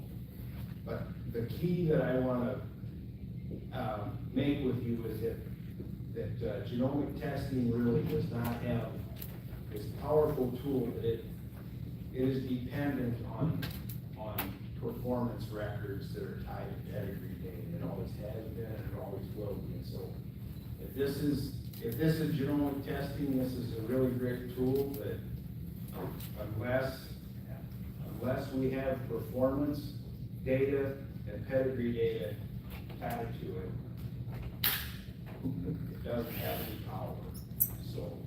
So if you ever hear people talking about that we don't need to collect performance data, that's not true.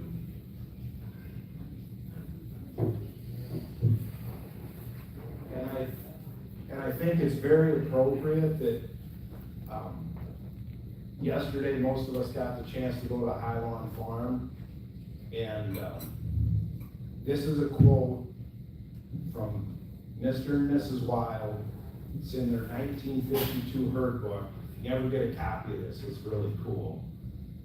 But they said, it is our belief and practice that to know a bull's transmitting ability, one must milk at least a lactation of his first 10 to 20 unselected daughters.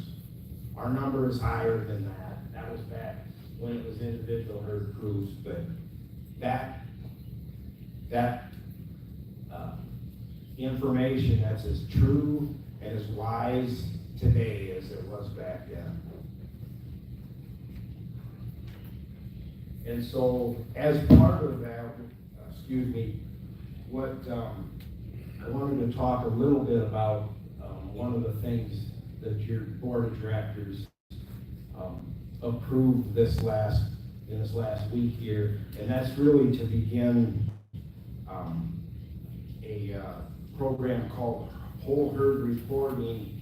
And what that really encompasses is that your U.S. Jersey representatives and myself will be working with you to be able to, from your herd performance software, whether it's PCDART or DairyComp or BOPA-Sync or DHI Plus, be able to generate a report of all the Jersey females in your herd, both cows and heifers, and then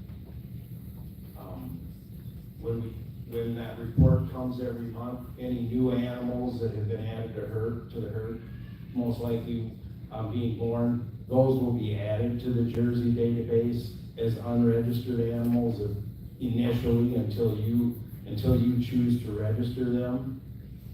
And then that animal will be coded as active in our database until the time that she leaves the herd, and then she will be an inactive animal. And what this is going to allow us to do is the reports that we provide for you, such as herd view and Jersey mate, and even the lists that our appraisers use to appraise your cows. They're gonna be much more useful, because they're the animals you have to work with, rather than a lot of animals that are no longer in the herd and are, just extra, individuals on that report.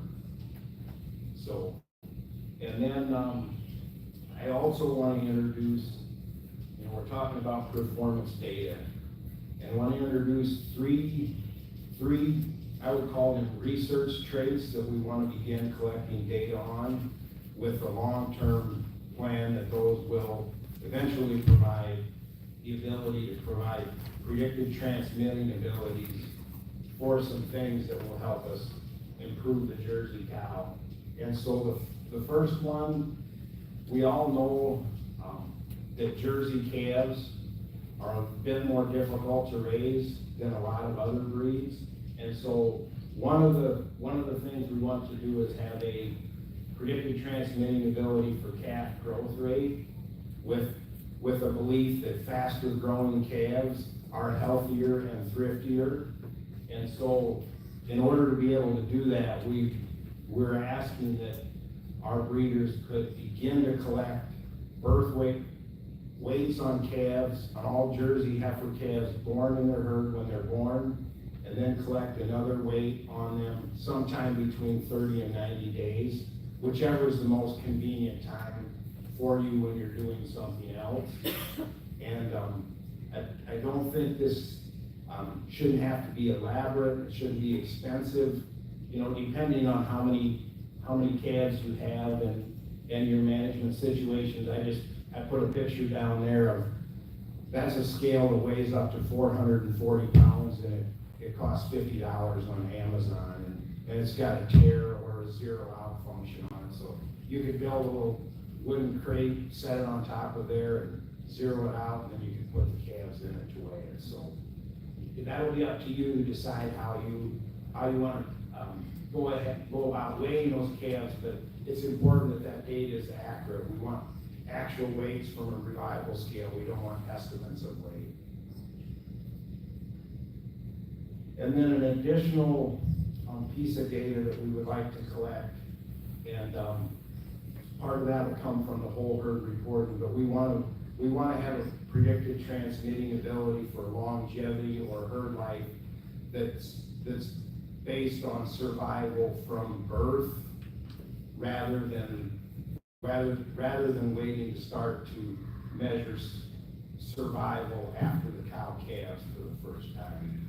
And so it's going to be really important that you're already likely in your herd software entering culled or sold or died events for your cows, and oftentimes the heifers kind of get forgotten about, but it's really important that you enter those dates when the calf is died or sold, when it happens, and then really the reasons for leaving. You don't need to get really hung up on that, as long as you get whether they were died, and then what they were culled for, whether it was reproduction or low production. That's not really important. We just need to make a distinction between those cows, those heifers or cows that were sold for dairy purposes or for breeding or even feeding, that you made the decision to remove them, not because of something that was with the cow or the heifer. And then the last piece of research data, Neil touched on this already, but as soon as we can implement it effectively, our goal would be to begin to have the Jersey appraisal team start scoring cows, assigning a linear score for level of body condition. Hopefully we can do that by October 1st when our appraisers go into California and score a lot of herds. But the belief is that this can be a really good indicator of fertility and health. And so I put this picture up here. So if we think about, if we have two cows that they have identical daily energy corrected milk yield, they're the same days in milk, and they're the same age, the cow on the left that is carrying more body condition than the one on the, I guess on your left, or on my right, and then the cow on the left is carrying less body condition, and we would fully expect that the cow on your left-hand side, my right-hand side, she's going to get pregnant sooner, and she's gonna get sick less often than the one on this side. And so that is it. I'm gonna be around the rest of the day, so if you have any questions or comments, feel free to contact me, and otherwise, if it's after the convention, you can give me a call too. Thank you.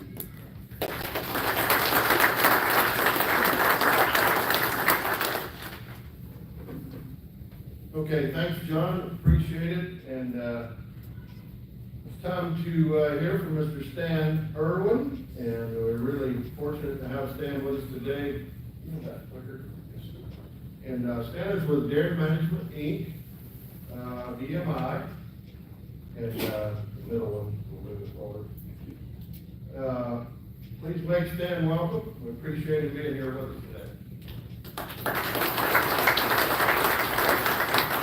Well, first off, I always enjoy this meeting. Everybody hear me okay?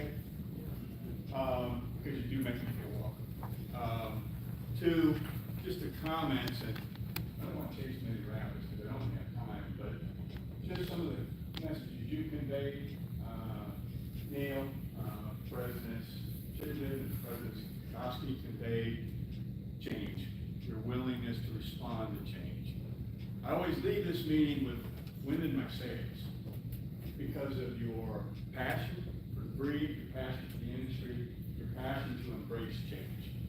You know, my job, I think I've got the best job working for your checkoff in that I get to work with all states and regions and all the organizations. And my real message is to convey one, you know, that you didn't have your staff up here with that passion, that enthusiasm. You know, I get to be the face of DMI in many cases. Some people say, Stan, you might want to get a younger face. I may bring someone younger next year if I'm invited again. But I think it's to convey to you the passion, the commitment to farmers that exists within everybody at DMI. And there's a lot of talented people that I get a chance to work with. So some things that John said yesterday, that Eric built on, that Neil built on is the one, that change.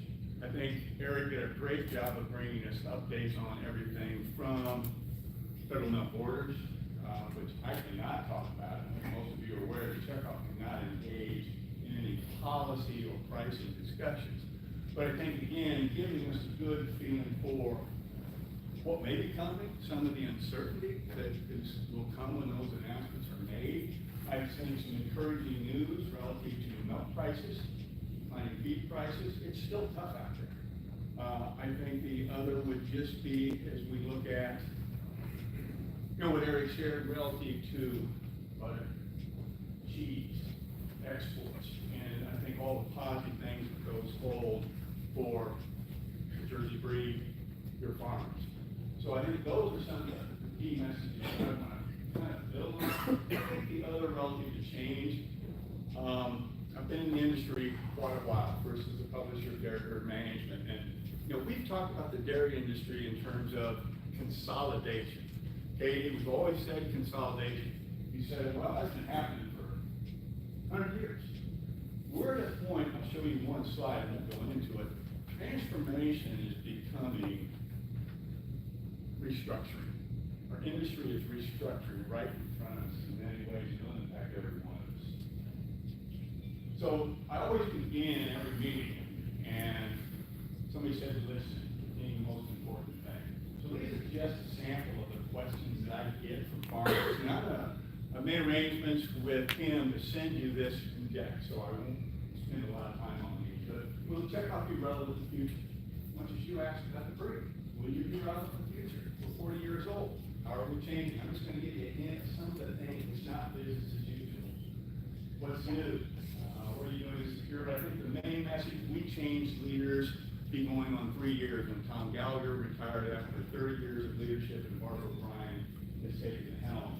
And she really focuses on transparency, being available to farmers, a farmer CEO, and that we're here to listen to you, be transparent, hopefully hearing from you, and be change-oriented, nimble to work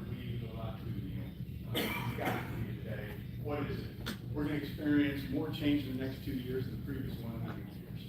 Think about that. So, good news, per capita consumption continues to grow. All dairy. Yes, fluid continues to climb, but it's actually flattened out. And whole milk is really the grossest area right now. But cheese and butter are the drivers. Here's just a real quick side chart. I'll leave it for you, but it's showing commercial use, which is USDA's term for milk sales, all categories. Look at the difference between 1983 and 2022. And then, Kim, I'll make it available to you, but there was an excellent podcast done recently that just really had Peter Vitaliano, it had Madeline Daly from our industry looking at this period of time of growth and what the drivers have been. We often forget this. Products would die to have 96% penetration in households, like cheese, or milk, 92%. Penetration in households, and there you can study this a little bit later when you can look at how much of each you can consume. We sometimes forget to get ourselves up a little bit about how productive we are. I'm going to connect some dots really quick.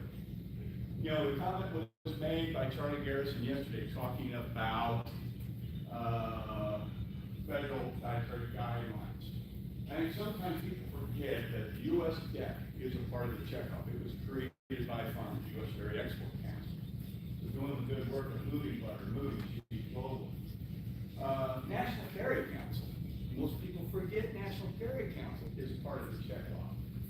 Simply stated, National Dairy Council are, well, one, it's the largest group of registered dietitians that work for one organization in the world. They work through our states and regions.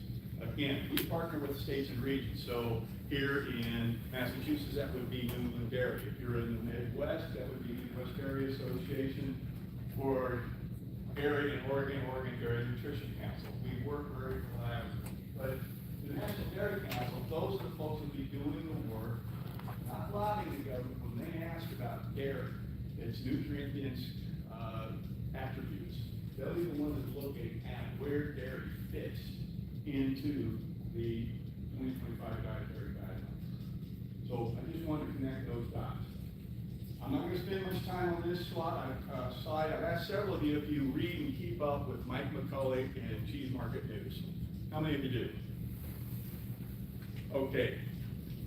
Kim, I'll send you some of his recent articles that really talk about this foundational change, this restructuring that's occurring, where we're going to see $5 to $7 billion of investment in all of these new plants across the United States. They're going to, one, it signals and shows the investment that is being willing to be made because of the growth of domestic and global consumption.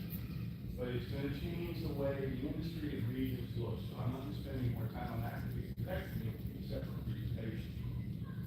What's new? So I think many of you have probably heard about the collaboration that BMI is working on with Mayo Clinic. And we call it collaboration because those folks don't like the word partner. That legally means something else to them. It's a 5-year agreement. It's focused right here. Advanced shared science of National Dairy Council and that respected third-party work that they do with what Mayo does. Again, advanced shared science around the role of dairy foods, particularly whole milk dairy foods, in cardiovascular and metabolic conditions. Charlie mentioned that yesterday as well. Mayo Clinic, I'm not going to explain it to you, you'll get this slide, but talk about the critical mass that they have and the influence that they have and can exert on behalf of dairy. In addition to that, they're working with us and we're working now with engaging pediatric care specialists to set some of those doctors straight or give bad information to you or your grandkids or whatever when they go in to see a doctor and say, well, it creates allergies. We've got a great partnership and founded on research really turning that around. All right, reputation. Biggest question I get around the country. When the heck is the dairy industry going to start playing offense versus defense? whether it's to activists, whether it's to others. We're doing a lot of work in this area. How? We've learned through research, and we do great customer, we do great consumer research. We need to look at what we say, how we say it, and where we say it. At least a few in the room remember when I talked about Mr. Peace a couple of years back. What we say, where we say it, influencers, Gen Z, gaming, video on demand. You know, just look around you at Gen Z, and what are they always doing? They're at that phone. They get up with the phone, they go to bed with the phone, they take it to the meals. That's where we gotta be, and that's where we are. Keep in mind that we as an industry, we're very proud of it, and we like to talk about the 9, or is it 13 essential minerals and nutrients in dairy. It's the world's perfect food.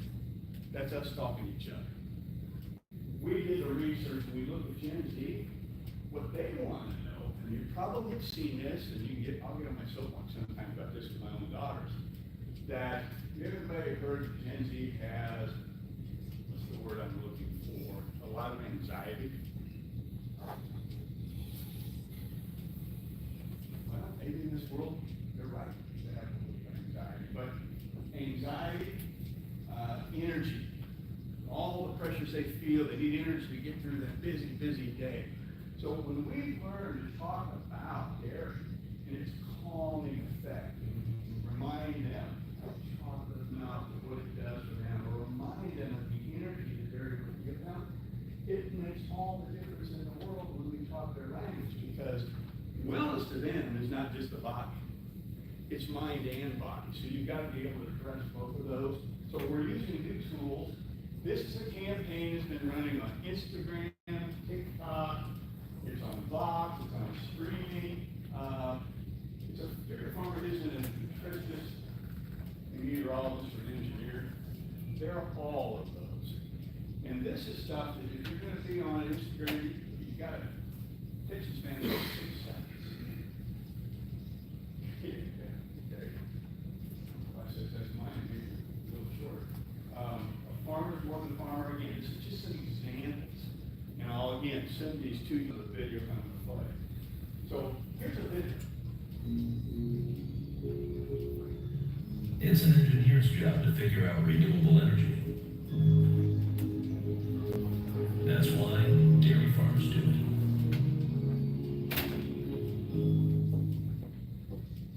This next one's one of my favorites. It's called Bragging Rights. And it was on TikTok. And it's just consumers or farmers or cows.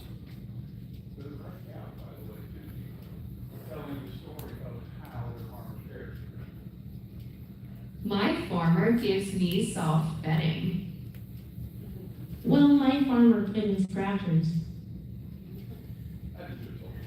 Well, my farmer only feeds me the best. Well, my farmer keeps the temperature just right.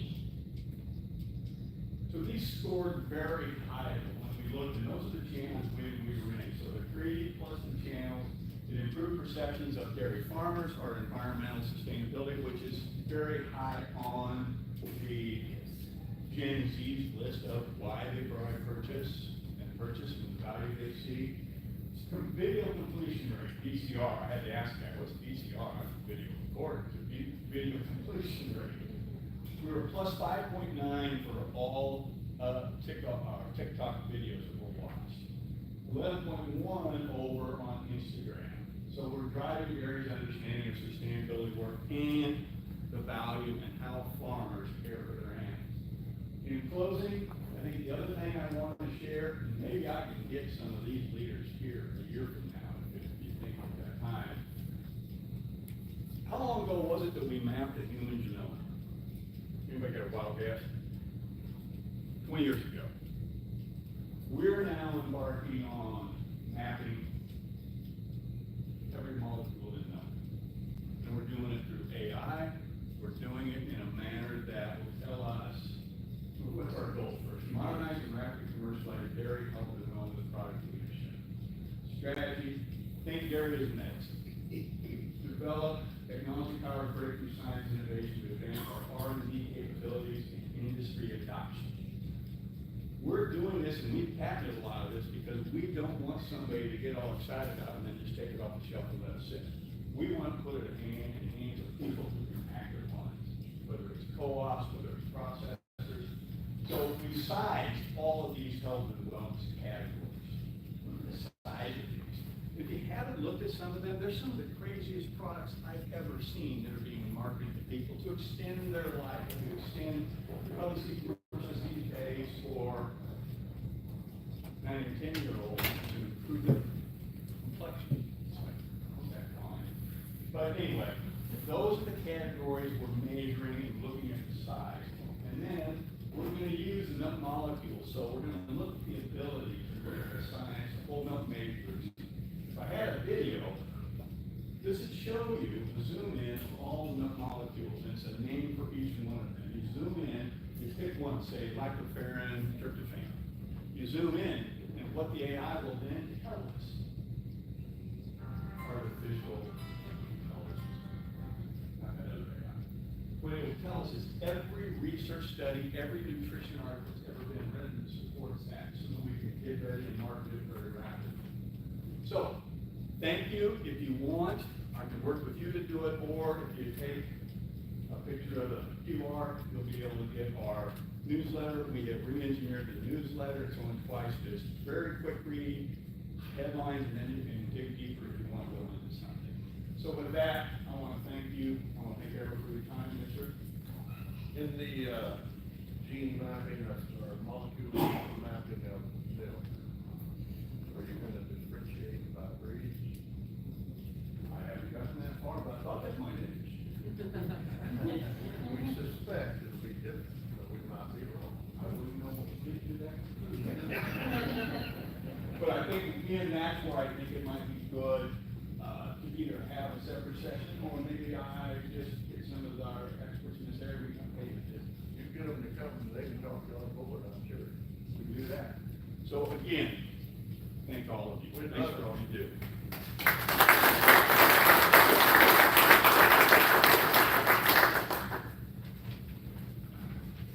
Now let's call on Jason Johnson.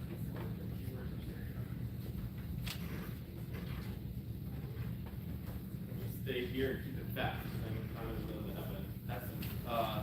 Normally Jimmy would be up here, and he is president of Dairy Shrine this year in his 75th year, so it's a big year for Dairy Shrine, but he has a home early, so we get me. Dairy Shrine this year is celebrating 75 years, so Expo, you will see a lot of extra activities. If you're on social media, you probably see some of them down. There's a great judging contest from cows, best cows through the ages of all breeds. Jersey won this one last week. But the things that are new at Dairy Shrine is this year, for the first time, we introduced a new scholarship. I think the title is Dairy Production Techniques Scholarship, meant to support students that are in their final completion, but it doesn't have to be a 4-year program. There's so many other Dairy Shrine scholarships are 4-year years towards 4-year programs. And I think you're going to see more of those coming out, because we've been talking a lot about students that are taking non-traditional paths to completing an education in the dairy industry. But maybe most important, we just eclipsed 20,000 members, 1,000 scholarships given out over the 75 years, and just surpassed $1 million in scholarships. I think that happened in dairy. So we are doing a capital campaign this year, so I would be remiss if I didn't say if you have extra pocket change, campaign 75 is the website that you can donate to. Thank you.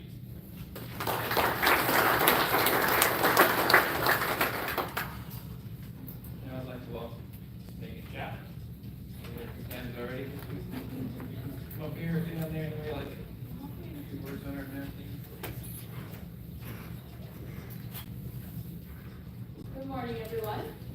For those of you who don't know me, my name is Megan Chapman, and I'm from Western New York, about an hour south of Buffalo. I recently graduated from the University of Akron with a bachelor's degree in civil engineering. My family and I own Creek's Edge Farm, which is a small hobby farm of registered jerseys. I am so grateful to represent the Jersey breed as the New York State Jersey Queen and the first alternate national Jersey Queen. I was a member of the most recent class of Youth Academy, Class 8, and the academy changed my life in the best way possible. Throughout my academy experience, I gained self-confidence and an increase in wanting to get involved in the Jersey breed. I also was able to meet incredible people I now call friends. From then on, I competed for the state and national queen positions. These positions have allowed me to expand my network of fellow Jersey lovers and spread knowledge and interests of the dairy industry and the Jersey breed to consumers and potential future Jersey owners. I highly encourage all youth to get involved in any way they can, whether it's at the county, state, or national levels, as they are our future and can help us grow and improve the Jersey breed. You certainly won't regret getting involved in this great industry. Thank you to the American Jersey Cattle Association for the opportunity to represent the National Jersey Queen Program and for their support and encouragement in youth programs throughout my years as a youth. It has been a pleasure getting to know and meet some of you this week. I will be around all day, so please don't be a stranger if you'd like to say hi. Thank you.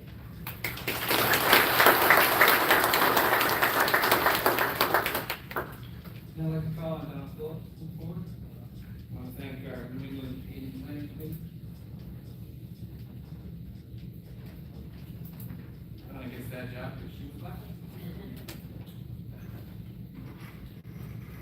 We started that just a couple of years ago, and the previous year, the person used to come up here. I think Becky started this. So Jason, you're up next year. I know we're running short on time, but I would be remiss if we didn't take a few seconds out to thank everyone that has worked with us for this week, made this a great convention. Having had a couple of conventions in Wisconsin, I know how much incredibly hard work that people put into it.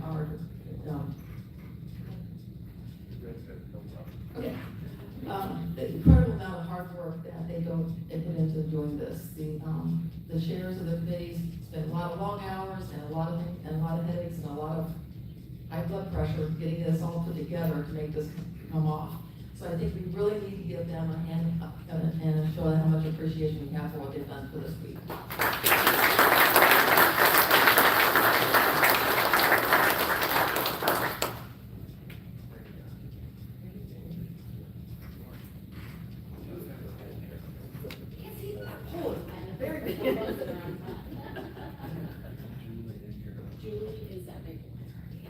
Or a state, because we're running late, some of the rest of us left. So Mose is gonna help me. We just want to thank the chairs and so Maura Fortress and Julie Jock have done yeoman's work and I'm sure a lot of people have. But chairing an annual meeting, hosting an event is kind of a thankless job sometimes, and we just wanted to show a little appreciation to Maura and Julie, and we have a plaque and a gift for both of them. And you know, it's not a Ronnie Mo mug, but you can hold it like he does. I want to thank you guys for all coming, and the team that we work with, obviously, put in these events. You need a team of volunteers that are willing to help, and we do have a great crew here helping us through New England, so that definitely makes life a lot easier. So, but thank you guys for all coming.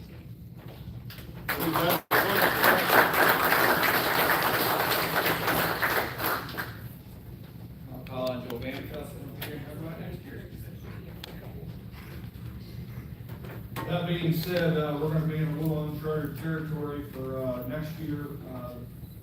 This is an event that is going to be put together by people from the office and a committee from the board. And we're going to Lexington, Kentucky.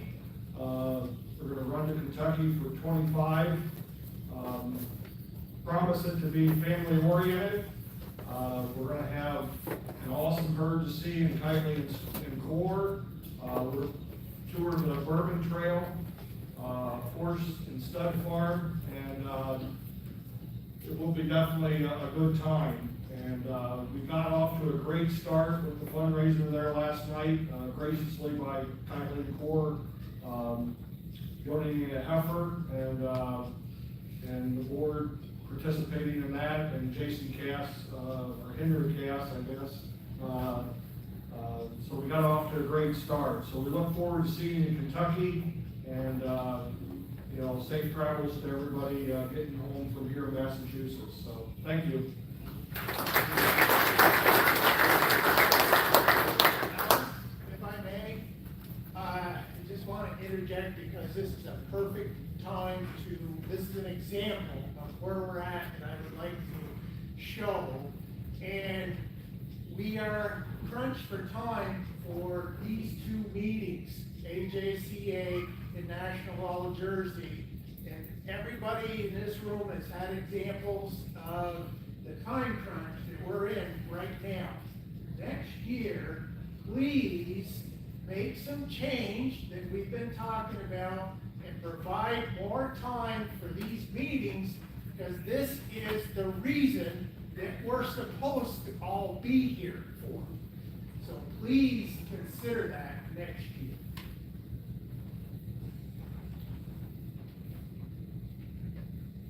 At this time, I'd like to ask, is there any other business from the floor?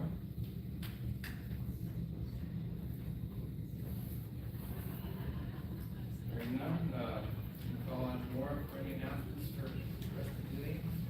Yeah, I think they were starting to load up one of the buses to start heading out the Maple line, and so we should be able to, I think they had up with 4 buses this morning for some reason, so there should be plenty of buses as far as if you guys have a few minutes to change or whatever before we head out.